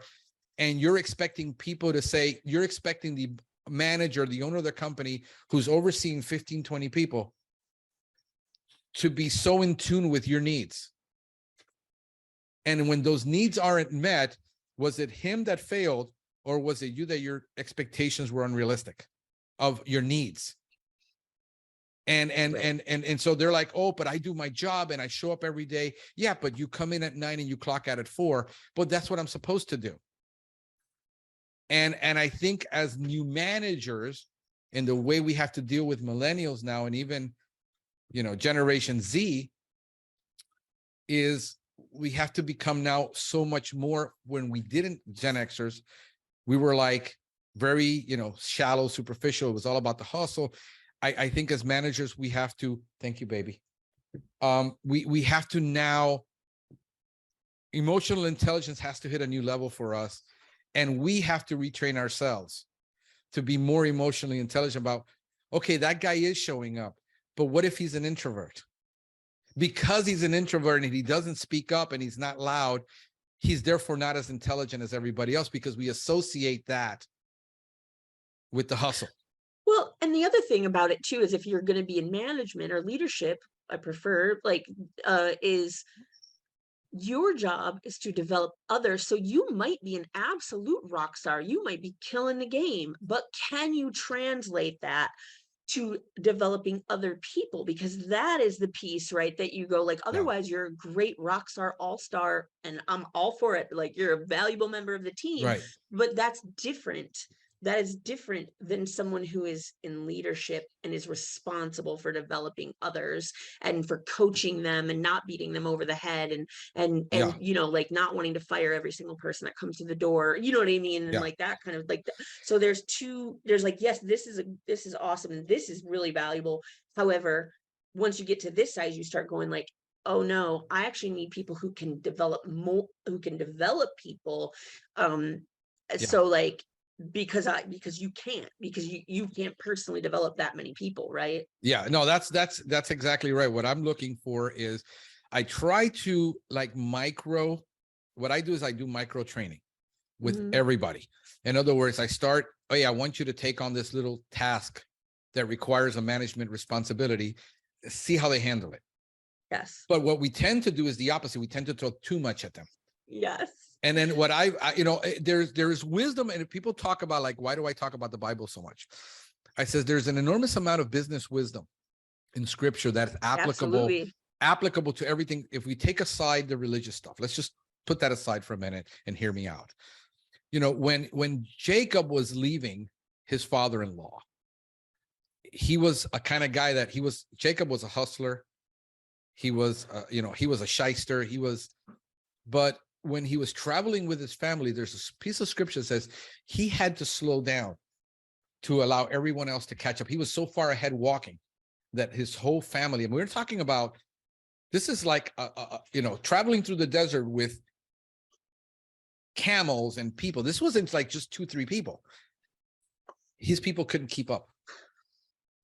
We tend to not want to slow down enough to let everyone catch up with us, because we tend to see it as, why can't everybody be as smart as me? Yes. Well, and that's just showing that you're not that smart. Right. Yes, so I had to learn to slow down the way I do things, and allow the people that I hired, which was the best I could get at that time, and then and what I do is I trickle the responsibility in. So I start dropping like, okay, this week I'm going to teach you how to schedule. And we're going to schedule. I'm going to monitor your schedule. It says, no, you're going to do it this way. You're going to do it like this. And little by little. So the way I train my people to be service managers really was what they are instead of technicians is I try to treat them like they're managers and then let them get to the point where they can manage that and not overwhelm them with trying to treat everybody the same. Right. So this guy is going to handle it faster than this guy. But that just comes from my nature as a trainer, understanding that everyone learns differently. And then when he learns audibly, I'll record classes for him. And when this guy learns from text, I focus on giving him more to read. Mm-hmm. Not everybody. So the idea that we want to treat all our children the same as in a household is not reality, because my son, as much as I love him, he is the laziest SOB in the world, and he's lazy, and I got to push him. And my daughter, she's a whip, and she's like, I want to help. Like she comes here now, I want to wash the car and I want to do this. So I give her the responsibility and then I give her the money. And he's like, but why does she make $20? And I said, because she does more than you. Mm-hmm. Because what you do takes 5 minutes to blow out the backyard, and I got to tell you to throw out the garbage. Right. So when somebody comes and says, why does this person get more? I says, well, look, this is what I expect from you. If you want more, open your mouth, because I'll never come down on you for being expressive and vocal about how you feel, what you want in this. At least it lets me know where you're at. Mm-hmm. And it's like, even in the relationships with men and women, it's like, I wish my wife would just tell me what she would want. Mm-hmm. If she would just tell me what she wanted, I would do it. I was just having this conversation with someone the other day. That's so great. Okay. Yes. That's exactly it. Right. Where you're like, who wants to be in a relationship with somebody they got to tell everything they want? Right? Because they can't read our minds. Well, yeah. I mean, there's a balance though, right? Yeah. Where you go, like, when you've been in a relationship for a while, like, there's an intention and at least like an understanding, right? Like if I have to tell you, my husband's great at this, so this is not about him, but that's just an example. Like if I have to tell you, oh, you should bring me flowers or you should do this, it kind of takes away the right. Like, right. And so like, I find the same thing in business where you go, like, if every single time I want you to do something, I got to go to you and say, can you do this? Can you do this? There's like a distinct difference in that versus someone who understands it right. intuitively and just does it. And those two things are paid very differently. Right? And this is where hiring yes. comes in, and having a culture that says, I want to hire people with this EQ. Yes. And I want to hire this. This is where we're at now, where I can pick and choose who we yes. want on the team, because it makes the team work together as a family. Yes. Everybody's got their own opinion, their personalities and things like that. But at least when we come to the table, I always told people, I says, look, I don't come to the table to argue my point so that I can be right. I come right. to the table to argue the point so that we can get to a deeper, the greater good, the deeper truth. Exactly. So let's look at everything, and then ultimately the final decision is on me. And then I can't come back and say, well, I listened to you guys, it came out wrong, because that's still responsibility. A lot of people do that. Well, I listened to you guys and I did it your way and it came out wrong. Now we're going to go do it my way. I said, right. No, sometimes it works, sometimes it doesn't. 99% of the ideas I have are total crap. Yeah, mine too. Yeah. Yeah. But the thing is that I'm more vocal about my ideas, and therefore, oh, you didn't finish this, you didn't start this, you haven't done this, because again, I got to watch what I say and who I say it to. So now I have a select few people that I go, but that's the thing is, once I like, and what's the expectation? Like sometimes, and when you have, I guess you have both people that are intelligent to know how the other person, because that takes time. It takes a relationship to amalgamate, and then, oh, I understand. I can finish her sentence because I know what she's thinking. Yeah. I know what she's going to say about that. Right. So those are things, but it doesn't happen when you're a 2-3 person company, 4-person company. This takes, and again, it comes back to patience. Yeah. And a lot of the times as owners, we want people to pat us on the back for that which we set out to do, that we wanted to do, and expect them to recognize it. Like, he started this company, he's so awesome, and we should just recognize him for being awesome. And I said, the reality is they don't know what I went through. No. And I'm never going to get them to appreciate that. And this is not the reason. If I'm doing it for that reason, I'm going to be always miserable and unhappy. And this is where it comes to expectations and reality. A lot of it is just up here. And I don't build a business to get people to appreciate me. I'm doing it because this is what I get turned on about and what motivates me. And I do it for me, for real selfish reasons. I don't expect them to understand. It's like expecting your kids when they're 9 to understand the sacrifices you made for them. Right. And then they're 20 and something, and then they really don't appreciate it until they're married. And they said, now I understand what my mom went through. And don't you think we all go through that? I mean, I can say that I have. Like, there was a time where I felt that way, right? Like, why doesn't anyone appreciate my sacrifice? You know what I mean? Like, and now through a little bit more pain and maturity, I realize that's unrealistic to expect. You know what I mean? Like, nobody even knows. Like, so like, and I think that, yes, I love what you're saying, because I've recognized that too. Like, any validation that I need is internal validation, you know, like anything that I'm doing has got to be for me, because anything else, it just falls short, you know, like it just falls short. So, and I think that that's like the great thing when you can be at that point too, of like, I think it's such a great thing. And I think this is why we do this in the first place, is so that we can work for ourselves and make our own decisions. And like, I think that's the part where you go like, oh no, I get to make these decisions and I get to live with the outcome. And that was why we did this whole thing in the first place. And that's what we get out of this. And that's a difference though between the entrepreneurial mentality and the reluctant entrepreneur. With a lot of people, in other words, they reach their cap, they're frustrated. They're like, hey, I'm not going to make it any higher because I'm just a tech. I don't want to manage people. Right. I don't have the chops to be the corporate guy, because that requires, you know, for you to eat a lot of, you know, manure. And most people don't. So they're technical people, and they're like, okay, I'm at $35 an hour. I'm maxed out. The only option for me is to start up, or I got fired, or I had it enough with these crappy companies, and I'm going to start up. That's literally how 99% of people start up. I was always looking for an opportunity to start up again.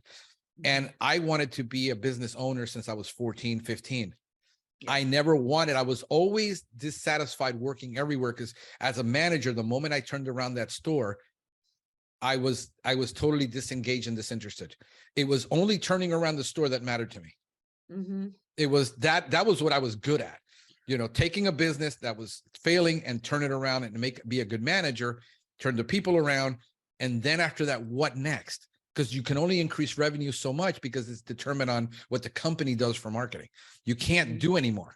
So it's about how good you are with your people. And then I would be totally disinterested. Yeah. Once I achieved it, I'm done. So when I became a business owner again, I had a ton of failure that came from other business failures, ton of experience in the market, tons of experience doing things. And I do this more, for me, it's more about the freedom. And that's why I rather probably hire a CEO later on and let me just work on the people development and the relationships, and get somebody to do the or at least get an operations manager to just handle operations, because I really want to focus on the next step. And it all involves people and not the technical financial. I mean, I know accounting, you know, I understand it. I hate doing my bookkeeping. But I do it, you know, it's done, you know. But you know, those are the things that I'm looking at, is how do I take this and which direction do I go, which I'm always torn, is do I continue to build it with employees? Do I now get a partner, or do I franchise? I mean, those are my 3 options. But here's the beautiful thing I learned over the last 2 years. I learned a beautiful thing through a lot of heartache,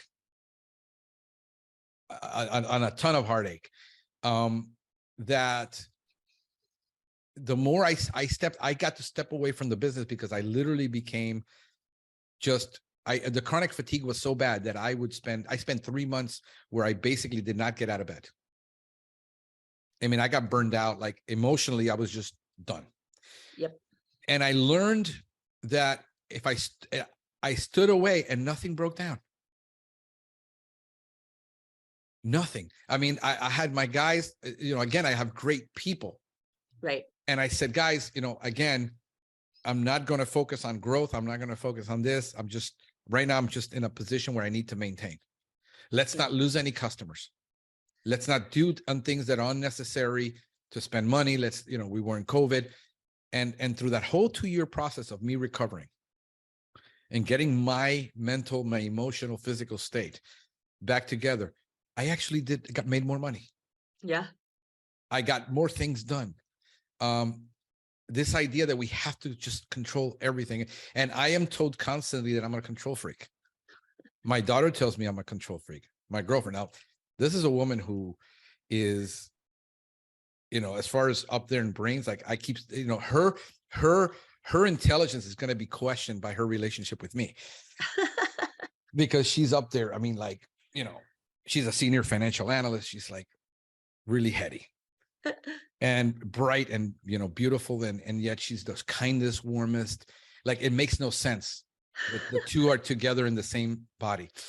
But I learned that the more I step away, which I've heard this from a lot of people and coaches, you need to step away. You need to get out of your own way.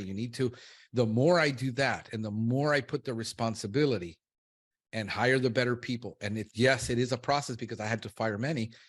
I learned that I do better because I can now do what I'm called to do. And then I'm realized that I don't want to be so much a business development guy. Yes. I am good at sales, but I thrive on it. But I was a corporate sales guy who did B2B. Mm-hmm. This requires a whole different, and I'm good at it, but I can close big deals. But if I can get a sales guy now and get myself out of that way. Yeah. Everything that I can find to get to do what I really enjoy. Like Pete said, one of the profound things he said, the most important thing he said to me that I took out from that was my number one job now is to make sure people are happy. Yes. I think that is because he was unhappy. We don't get to see the unhappiness right when we're going through this process, and it's all superficial. It's Facebook, it's Twitter. We don't get to see where people are just unhappy for long periods of time and they throw about throwing in the towel until they have a paradigm shift that says, oh, I can turn this around and do it this way. Right. And then they start enjoying themselves again. I enjoy doing a lot of this analytical work, but I enjoy being with the people. I enjoy the training. So I'm getting to do the more. So this year, phenomenal numbers, in spite that our SEO tanked, in spite that they trashed it twice, in spite that I am no longer in the field, in spite that I gave control of the scheduling. Is that I could never do that because they would hose it up. People, I can't give all that responsibility to my people. They're going to hose it up. Well, I only have 2, and most people have a hard time enough with 2. Right. But I only have 2, but now I gave them a 6% raise to handle that responsibility. And I told them, I says, yes, you realize you schedule your own time, but now all this is on you. And it still required coaching, and it still it required the push, and it still does to this day, where I say, hey, look, bro, you went 11 stops behind this month. We need to, what happened? Right. But on a weekly basis on Monday, I will get in there and I will say, hey, listen, you're 3 stops behind. What happened with those 3 stops? Oh, no, the people, they were doing construction and we couldn't do it. I just want to know what happened with the stops. Right. Okay, that's great. Let's get them called and let's get them on the schedule so we don't, so all of that, hey, this contract was put in wrong because I'm letting him do the sales work. One of them, I'm letting him do his own sales because he wants to make money, but he has to get the contract right. Yep. So it's constant coaching. And that's where I have the patience to do that with people. But this takes time. This is the slow barbecue route. This is not the quick grilling. I don't, I enjoy a good steak, but the barbecue is where I'm at. So it's so interesting that you're saying that, because I'm going through the same shift and had the same realization. That was the great thing. We went to Puerto Rico for Christmas, and that was it was great.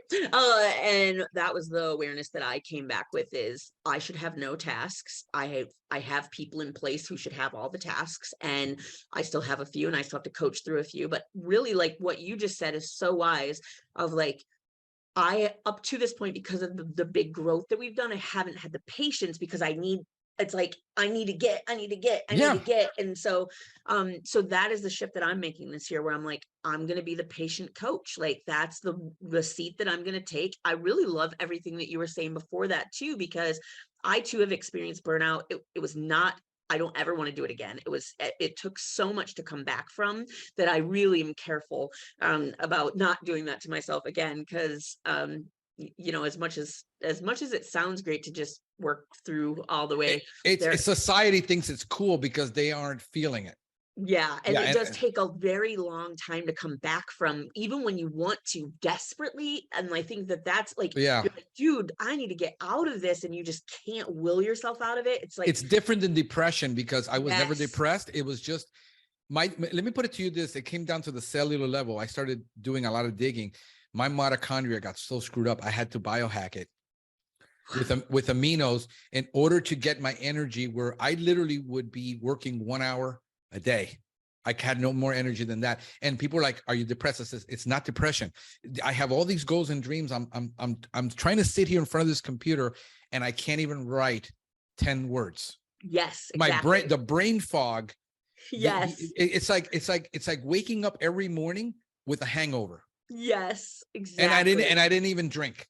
Yes, exactly. It's debilitating, because you get, with me, like fibromyalgia for women, it's chronic when they get stressed out and they burn out, and it's usually becomes lifelong. This is why they need to protect against it.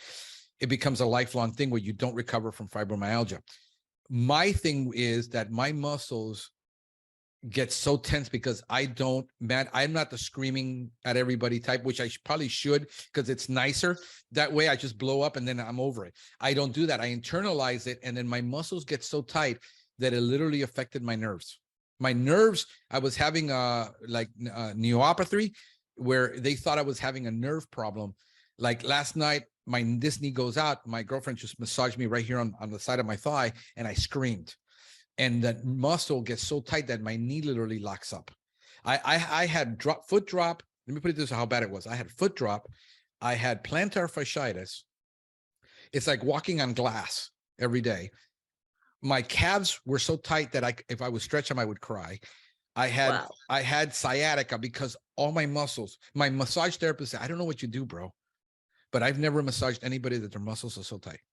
And that's literally what happened. The stress, the stress and internalizing everything took a toll on me, where my body literally said, I know I went to chronic fatigue. Before I went to chronic fatigue, I had what do you call it?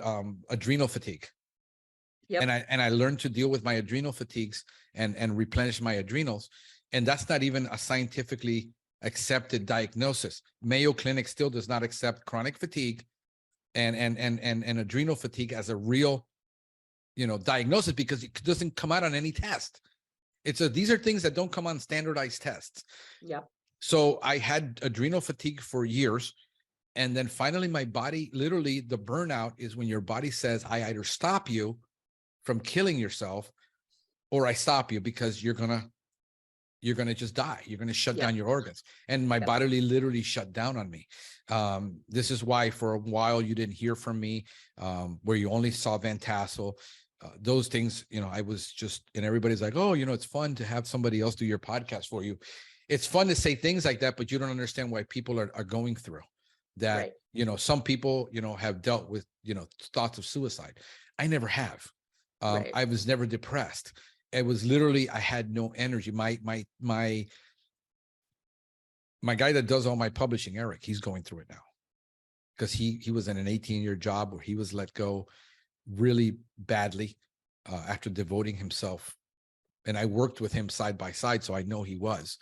And then having to start all over again and not knowing what's going to happen. Then COVID came, all the rent increases came. It's like literally we're raising his rent every 3 months, like $300. So he's like, and then he burned out and he crashed, and then his brother got sick. So it's a real thing. And we don't talk about it because we're supposed to be tough, and we're supposed to be, because it's going to be seen as a weakness. And I had people tell me, what are your employees going to think if they find out that you're like this? I said, well, there's plenty of guys who are dealing with schizophrenia, and they're dealing with all these mental diseases, and how are people they're going to want to work with you? I'd rather somebody know that I'm human. And if your expectations of me in life is that high, I don't want you around me because I'm going to let you down every time. Right. I just rather you see me as a real person that struggles with all these issues. But that was huge. And then I learned, through that, so I don't have to be involved in anything. And that was actually, it was eye-opening, but at the same time, it was refreshing. And it was so relieving that pressure is off of me, that I don't have to keep control of everything. And if I take my finger off one thing, everything falls apart. And do you feel, so like I've had this awareness in the last couple of weeks, even, that I feel like the I don't know what other word to call it, but like the scarcity or the striving or the being on the wheel pushed me and got us where we are. And I have this irrational fear that comes in that says, if I'm not doing that, and if that's not there, then all of it, then I'm going to lose all of this, or we're not going to grow as fast, or we're not going to whatever, because that was a value, like that drive and that thing was a value to get us where we are.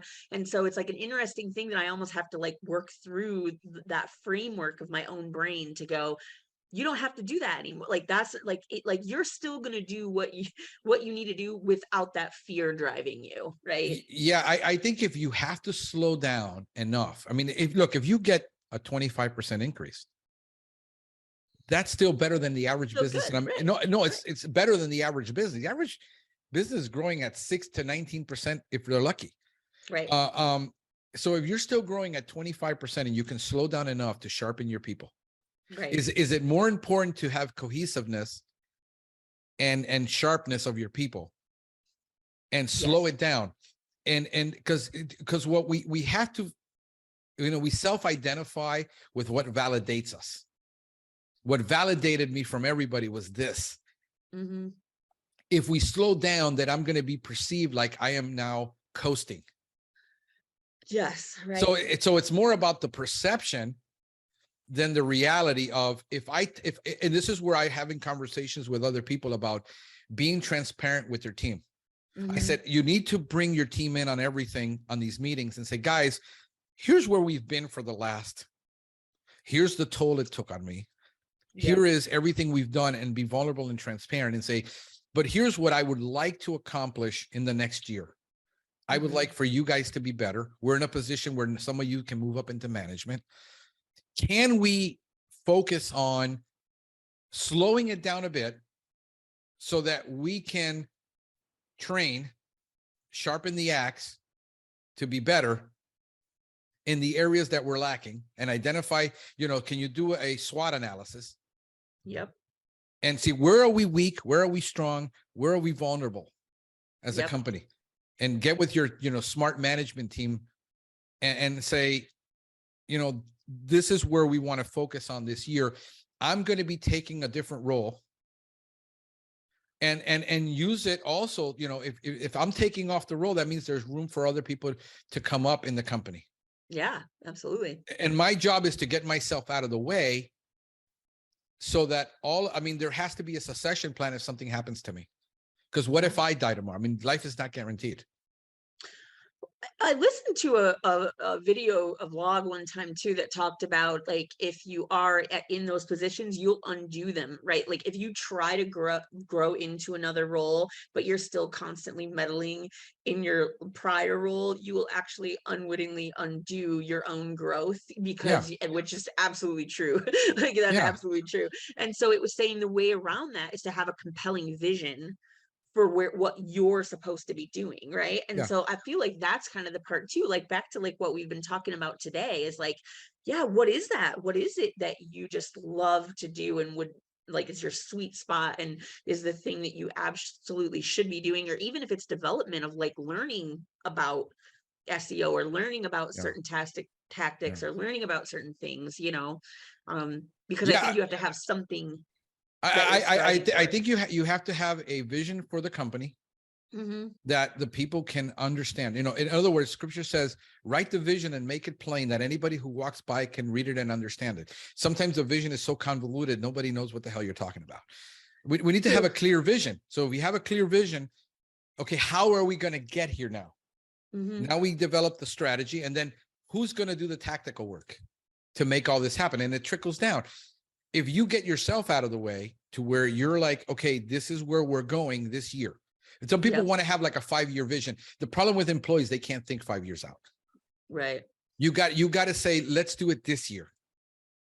Here's our goals for this year, guys. We would like to get our KPIs here, and they're here. Can we improve this 3%? You know, I remember taking a management course when I was in the glass industry called Managing by the 1%. And it was absurd to a lot of people, but in the glass industry, profits are very slim.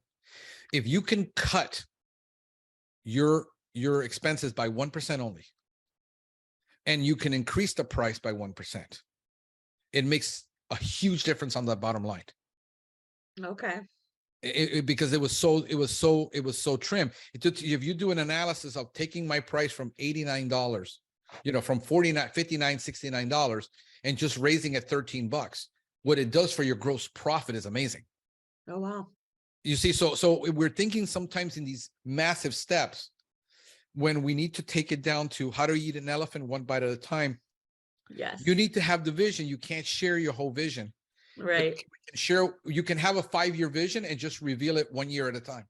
Mm-hmm. And only your management team that understands that is able to handle. It's like telling your kids, hey, we're going to go to Disney in December, and you tell them in June. For 6 months, your life's going to be unbearable. Because they're going to want to, like, when are we going? When is June? You know, when is December? When are we going? You know, and God forbid something happens and you're not able to go. Right. Yes. So right. The same way, you know, so I do is I've learned to not unveil anything to my people, only the necessary stuff, but with full transparency of what it's going to take for us to get there. Mm-hmm. And that seems to work a lot better for me. I mean, I remember I built a store that I'd taken that was run down. This was in 94, 95, I think it was. And I got there were no employees. They fired everybody. And I go up and it's, bro, nobody showed up for work. Oh yeah, I forgot to tell we fired everybody. They didn't tell me. And I luckily I got there, and luckily it was right around the summer break. And I hired 3 high school kids that came in really sharply dressed. They were looking for a job. They filled out an application. And I said, you know, I called the office. They didn't even find me a candidate. I got 3 candidates. I'm sending them all up to get drug tested and everything. And I built up that store to profitability with 3 high school kids. Wow. So when people tell me it can't be done, I talk a lot of things, but I mostly do it to get what people are really thinking in their heart. And I jab at them to get what they're really thinking. But I know, because we built an entire television program that went national, and all the camera kids were 13 to 15-year-olds. Wow. So that's the patience of being able to do this and understanding when I work with the kids, I can't transfer vision. I can't transfer the experience. I have to be enormously patient and just trickle it and say, okay, here's the next step. Here's the next step. But at least your people know where you want to go in the vision. Mm-hmm. I think that's the most important thing, is that your transparency is we're changing as a company. We won't be the same company when we're 30. Right. It's just simple laws of complexity that people don't understand math. Right. And just laws of complexity, and you have to break it down. But can we at least build a foundation for the next group of people that are coming in and joining us, and making it better for them? And that's where the unselfishness is. Yeah, but we had it so hard. You know, we took it out with you. We slugged it out, and now these guys have it easy. And I said, this is the same thing we want to do for our kids. Right. Yes. Exactly. We want to make life easier and better for everybody. And some people will not be with you through that transition, because they will say that's, you know, they're being totally selfish and self-centered and saying, I don't want to be part of this because I'm going to go do something else because, you know, I deserve more. God love you. But you know, I think that's just it is you slowing down enough and not, you know, I feel guilty that I am not achieving things as fast as I think I should. I am like so impatient with myself. Yes. Because I'm driven. Right. I'm like a goat and I'm driven. Like, and I understood the difference between a pastor and being a pastor and being a cowboy. Yes. That sheep have to be led and cattle is rounded up.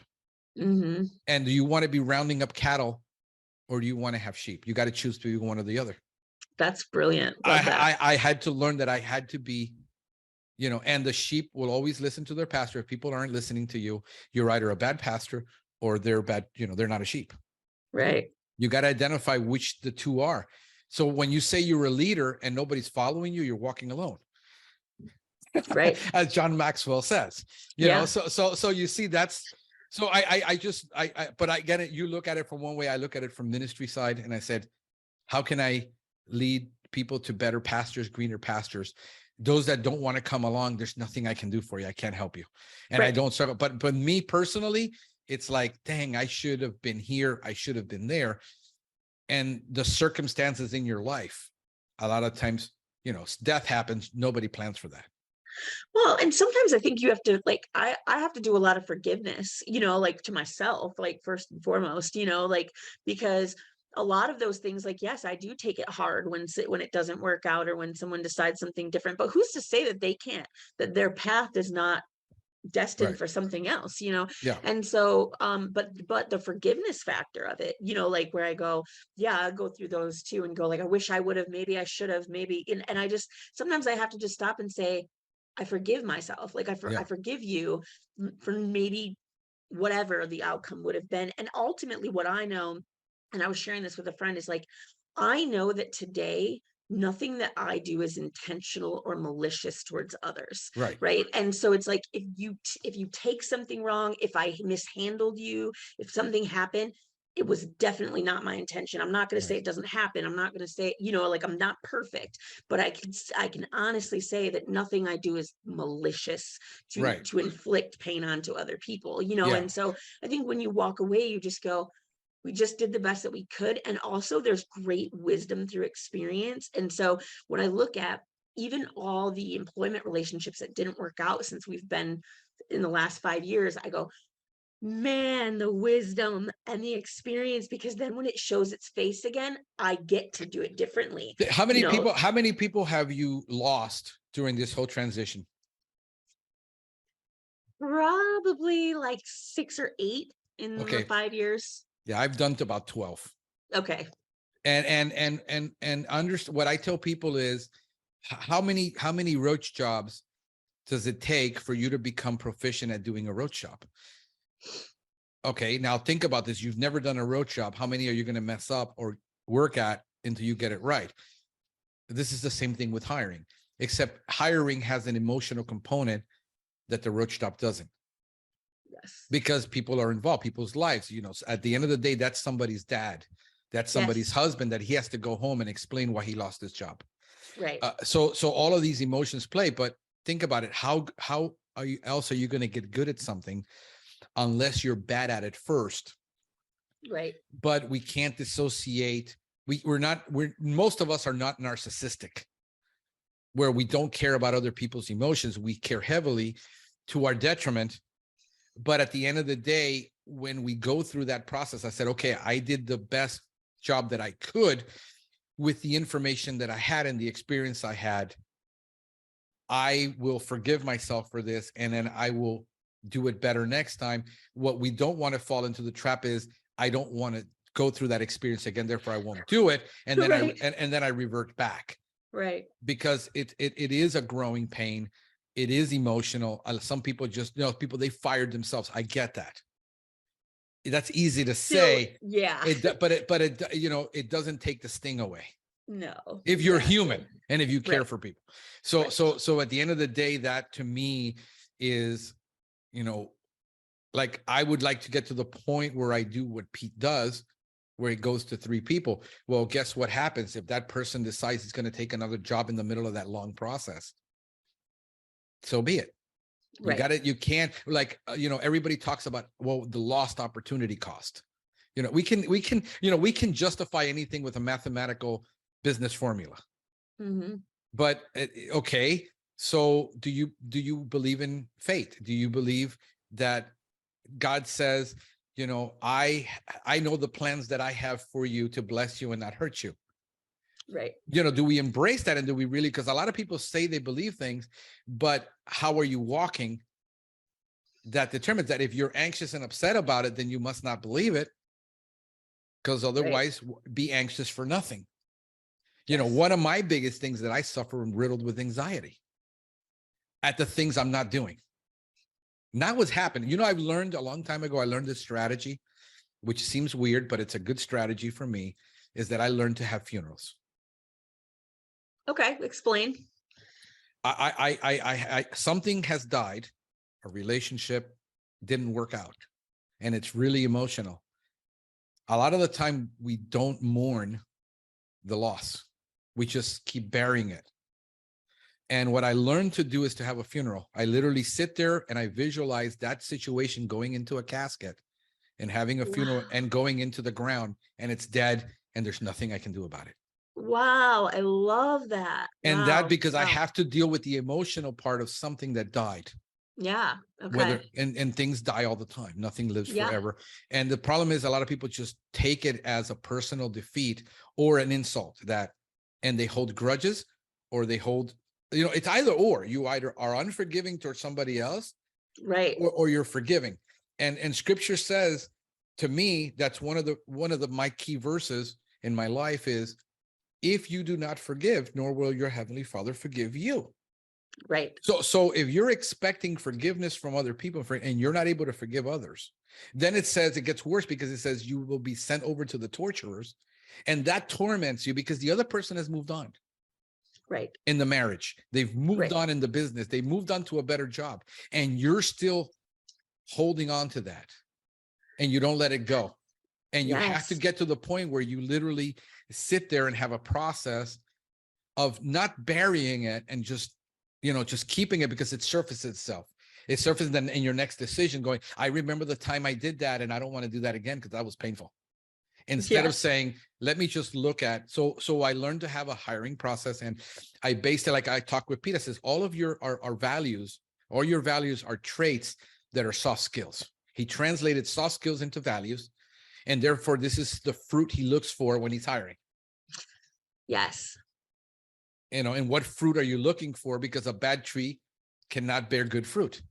Don't you agree though too? Like, this is what I've noticed is, like, people who are going to look at Pest Pros and value what we have are very specific people who share the same values. At least that's been my experience, because they look, if you have a different value system, you're going to look at us and go, yeah, no, you know what I mean? And so I think that that's been the greatest thing, is almost in this thing of, it's become easy, because if you're looking at us and how we operate and you're valuing it, it's like kind of an automatic that's how you're going to value it, right? Like, and I mean, not in all ways, that's different for people who come to us. When we've done a lot of hiring in the last year with people who've come to us, we haven't gone out and, because how many of those are referrals from like existing employees and people that know you? Yeah, exactly. Because they say, this is a great place to work. We love it here. And they know people that have similar values, because birds of a feather flock together. And that's how you start building that synergy. I mean, that's what literally the synergy is, where you're no longer having to expend so much energy in getting out of atmosphere. You're at a place where, hey, your mission isn't over, but we're no longer trying to get out of the atmosphere. Now we're in the stratosphere, and it's a lot. It's delicate work, because we make a mistake, everybody dies. Right. But we no longer have to expend all the energy. And, you know, that's like when with now that I'm 50 and in a relationship, and I actually had made a list of what I wanted in a woman. None of those were physically attracting things like when I was 20 something. I wanted certain things that were very specific. The funny part is, she had a list too. Yep. She had made a specific list. And when we lined the list up, it's like, you know, 9 out of 10. That's amazing. Yeah. So I think when you align your values, where that intuitiveness of fruit, let's look for fruit, and we say, what do you want? Have a genuine conversation. What do you really run out of your career? What do you want? And being honest with them and say, listen, what you're wanting, we can't offer right now. Right. It has nothing. We can offer you the money, but you're going to be unhappy here. Right. I would rather not bring you on and let you be somewhere else where you're going to be truly happy, because this place isn't for you. Right. I mean, look at companies like Zappos. You know, there's this culture, and look at Chick-fil-A, Yes. and In-N-Out Burger in California, Hobby Lobby. These are all companies that have, and people will say they're cultic. I said, but just remember that there's cult and culture. Right. You can't get away from it, because you're going to have a set of lists that are non-negotiables. Right. And it's cultic, and if you're wanting to have that culture, you can't waver it for somebody else and then allow them to poison everybody else in the group with their way of thinking when it doesn't align. It is not about getting people that are robotic, because we're already complex. Yes. Human beings are emotionally, mentally, physically, we're super complex. It's, can we get it right on these 10 things? Yes. Can we agree on this? And then everything else we'll discuss. These are not negotiable. Yeah, there's, hi, Cleo. Oh, how cute. Yeah, I've seen her in all the pictures. So I think, Maria, that it's extremely difficult. This is a lot of work. It is. And I would wish that more people would, and one of the reasons I'm having these open conversations is because every business book that I read is on a level of a corporate. I have built, a multi-million-dollar business. And yes, these little glimpses along the way. And now we're super successful. We're thriving. And, we did it in 3 years. Awesome. And then nobody really understands, or it can't relate to the guy. No business book out there relates to the guys really starting up, because everything is like, you're a tech company.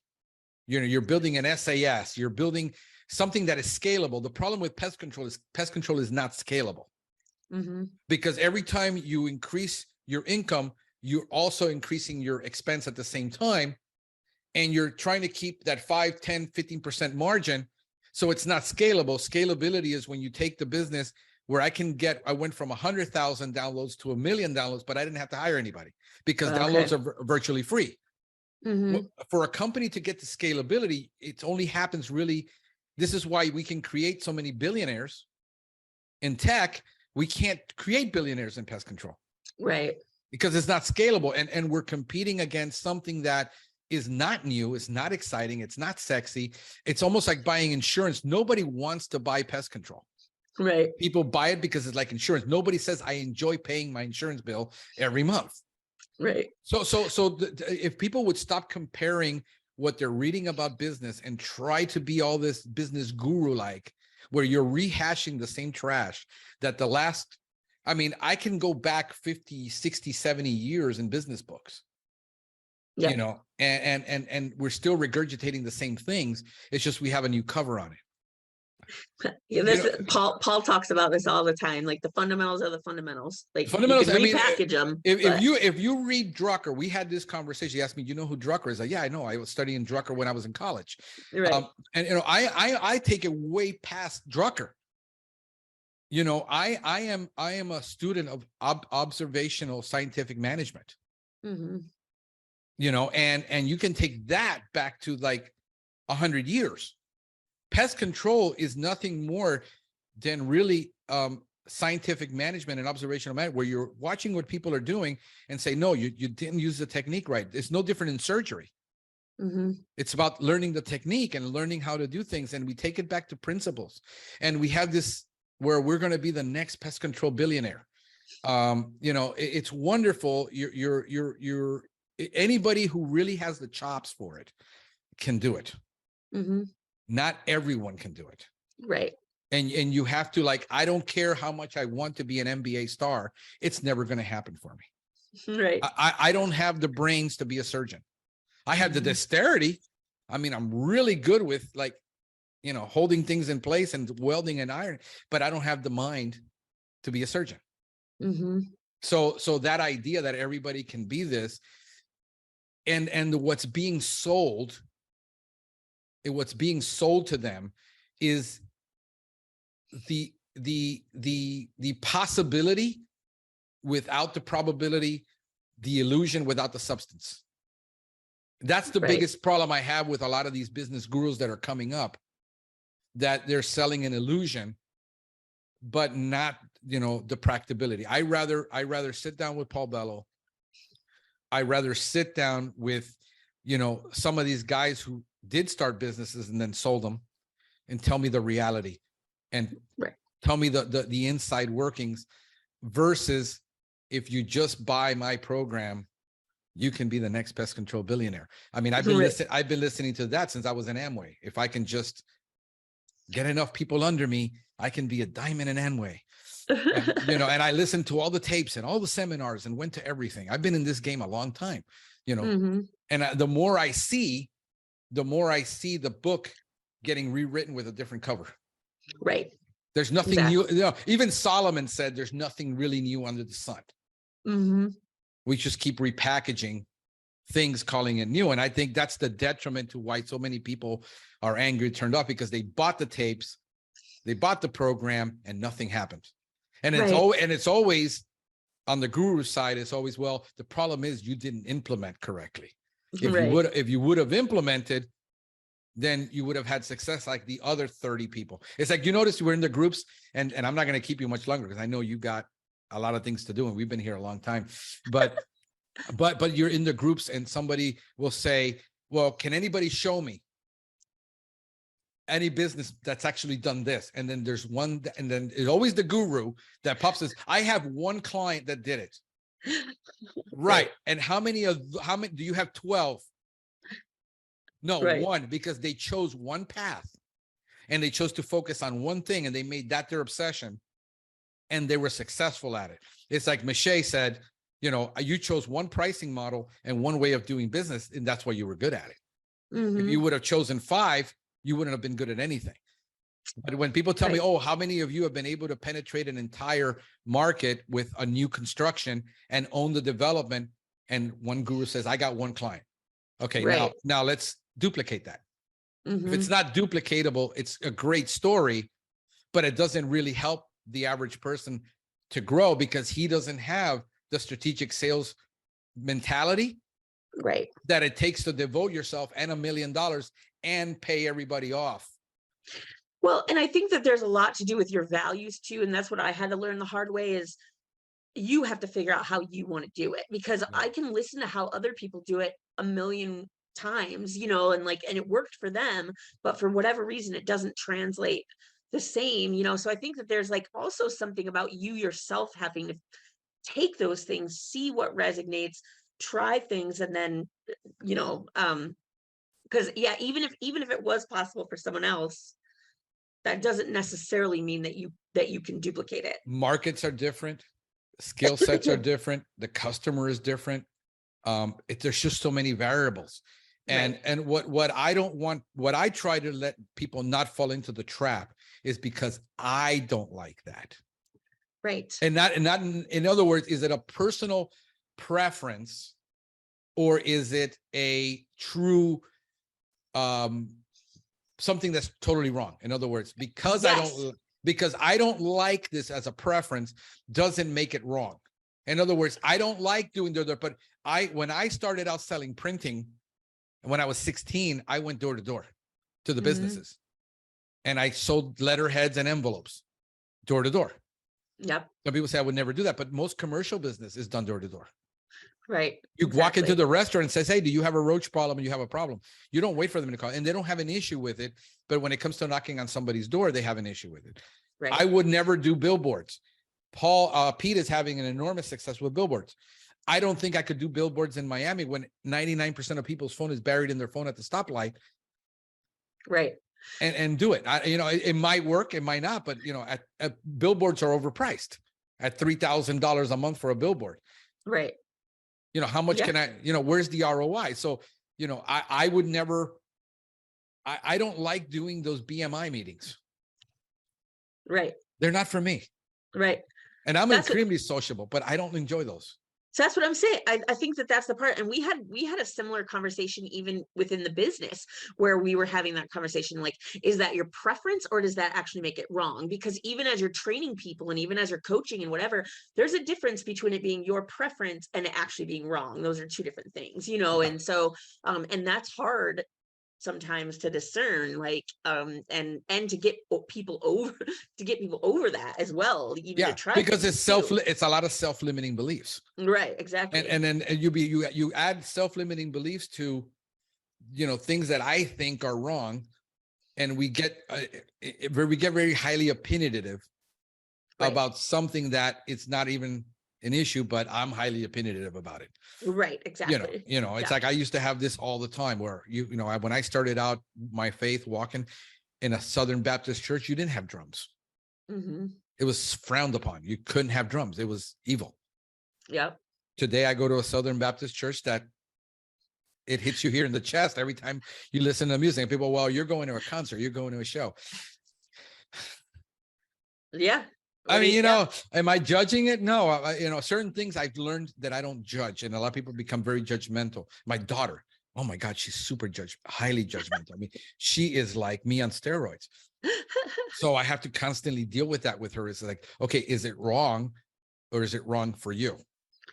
Right. Exactly. And I have to help her discern, because she becomes highly opinionated and highly judgmental about a lot of things. She's super headstrong, and then she's impulsive on top of that. So she just runs and does it, not thinking, you know, which is a great quality too. It is, but it's a lot. Great. It's a lot like me. I'm very impulsive.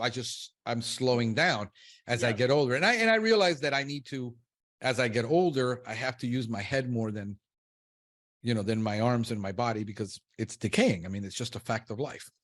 And I like right now, I mean, I gained 18 pounds. So I'm at 178 right now. Like you say, like, that's not a lot, but I got a gut. To me, it's uncomfortable. I want to stay around that 160. So I got about 18 pounds to lose, because I've not worked out for so long. When I started 2 years ago, I was working out every day. Yep. But with the chronic fatigue, if I work out, then I have to take it off the next day. Okay. Yep. So I have to pace myself to say, I'm going to walk and a little light exercise, and I can't do weights, and I can't, if I go out in the field and work and I throw on a back, you know, 5-6 backpacks in a day, I have to take off the next day.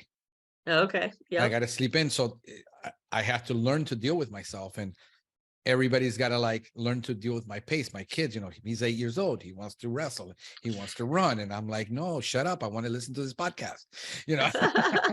Right. So yeah. So I think there's a lot of things that people need to know, hey, you know, these people that we're hanging around with are real, they're legitimate, they're caring, they're running real businesses. They're not in the illusion game. And know that there's help for you if you want it, that you should look out for these people, and you know, not get into the hype and start buying all these programs, because part of you is lazy and the other part just wants instant success. There's no such thing as instant success. Anything I've ever eaten that was instant tasted like crap. You know, so instant oatmeal, you know, there's no free ride. There's no instant. There's a price at the counter. But if you overcome certain things, you know, you can, like, if you want to be a 6-man company and make 800,000 a year, and that builds your lifestyle, then that's great for you. Just understand that the people that work for you want to have to be there until you bury them, because if not, you're going to have a higher turnover. So there's always the pros and the cons. You know, let's, you know, help get somebody, weigh them in the multitude of counselors. There's wisdom. Yeah. Get good counselors around you that can help you. And I mean, you'll have the success you're going to have. Don't measure it against anybody else's. It's like people, oh, this guy made $1 million. You know, I want to make $1 million. You're measuring that with the wrong stick. I think comparisons is one of the things that leads most people into bad marriages. You start comparing your spouse to somebody else. You're comparing your employees to somebody else. You're comparing your business. Comparisons just will always leave you disillusioned. Absolutely. They'll mess you up. And that's one of these guys that was listening is still calling me. No, I'm not going to answer you right now. we're about to be done anyway. I mean, is there anything that like we didn't talk about? Because No, I this feel has been like awesome. we covered the gamut, right? Yeah, this has been really good. This has been good. Yeah. And I knew you'd bring a lot to the table. It's been a Thank long you. time coming. Thank you. Let anybody know, by the way, just call Frank if you want to be on the podcast. I People definitely won't will. come. Like I tell people all the time, just call me. I mean, It's intimidating. It's intimidating. I know. And I say, just come on the podcast. It'd be great. And until I ask them, they're like, okay, I'll come Okay, on, you know. fine. Yeah. And they're like, what am I going to talk about? Like the most anxious one was Matt. Like Matt, I like, love Matt. yeah, I what are love we gonna Matt. what are we gonna talk about? And what points do you want me to bring? And like, no, bro, you're the expert. I mean, you know what you're doing. You built a 20-person company. You know what you're doing. I just want to know what you did. Mouth is like brilliant. So like, yeah, right. Yeah, you like I told them in the podcast, I said I could walk into a bar and see you three guys, and I would never think you like this look more like a surfer rock band than you look like, like business moguls. I mean, it's just. But it's awesome to have people like that and let people see that it isn't, the shirt and tie, or it isn't this gimmick, or it isn't that. It's a genuine, genuine people doing the genuine thing. I think it's everything is so hyped up, and I don't know. I think simple stuff is, steak with salt and pepper is enough. They say if it's not simple, it's not spiritual. If it's not spiritual, it's not practical, right? Yeah. And that's like the one where you just go like, we keep it simple. I'm going to be very excited to see you at Purdue. I'm going to do everything I can. I'm working it out right now to see if I just went on this trip and came back, and that's going to be like, 6 days from now. I got to make a lot of plans if I'm going to go. So there's going to be so many amazing people there. Like like Tony and I were saying, we have like quite a few different conferences coming up over the next month, like 3 or 4. And I was like, we're about to like spend real time with our people. I'm so excited. I am, because and for me, like Purdue is more up my alley than I don't get anything out of Expo. Like I've been to 6 of them. Mm-hmm. I don't get anything out of the training. I don't get anything out of that. Only about the relationship if we meet with people there. Really, that's what it's about. But Purdue, when they do the IPM conference, and it's more on the technical, it's a little bit more heady, I think, and more upscale. Yes. So that's one of the reasons I'm excited. I've always wanted to go, and I'm going to be back in the Midwest. I'm going to be back in Indiana. I remember doing door-to-door sales in Indiana. In Indianapolis, when I used to sell back in the late 90s, I used to sell, before we had digital cameras, we were selling packages of pictures that people would buy the packages. They would send a roll in of film or the negatives, and then they would get back the enlargements and all this. And it was on a monthly subscription. Like you buy a package for the year and you get so many throughout the whole year. This is before digital printing, and this was done door to door. Wow. So people would say like, why are you crazy about door to door? It's because I've done it. It's not, if you're honest and you have integrity, it can be done well. Things can be done well. So I think we're going to keep talking for another hour, and you probably have lunch and people looking at you like, when is this guy going to shut up? And Maria doesn't shut up. And I had a Chad Moretti, one of my biggest competitors. He says, man, 3 hours, poor Maria. I love Chad. Yeah. So we got to hook up. We've been talking about hooking up and going and doing stuff. We've been talking about doing. It's just like, man, to get out and with the family and everything, and just like I feel like sometimes I'm taking away from my family to do stuff like that. I know. Yeah. So just take them along. That's what I do with mine. I just make them come. Yeah. My girlfriend, she hates roaches and rodent discussion. She's just like cringes, and I'm like. But she knows business, so I'm gonna start bringing her along maybe, and because she likes cigars, and the guys like cigars. Bring her to Paul Bello, because that's more business conversation rather than pest control. Yeah, I want to go in March too, to the one in Nashville. I think Nashville. It is. Nashville. Yeah. Harry Bryan is going to be there. Okay. I just got. I'm letting the cat out of the bag. For those of you who aren't thinking about going to that conference, Harry is going to be barbecuing for everybody. Okay. So now I'm even more excited. I'm always excited to go. He just let me in on that when we were talking over the weekend. So it's going to be, and we talked. He's going to be teaching small flies, which a lot of people have struggled with. So that's going to be awesome to have Harry talking about small fry. I mess with Harry because it's like we need to talk about all the important bees: beer, Berman, babes, borates, and bugs.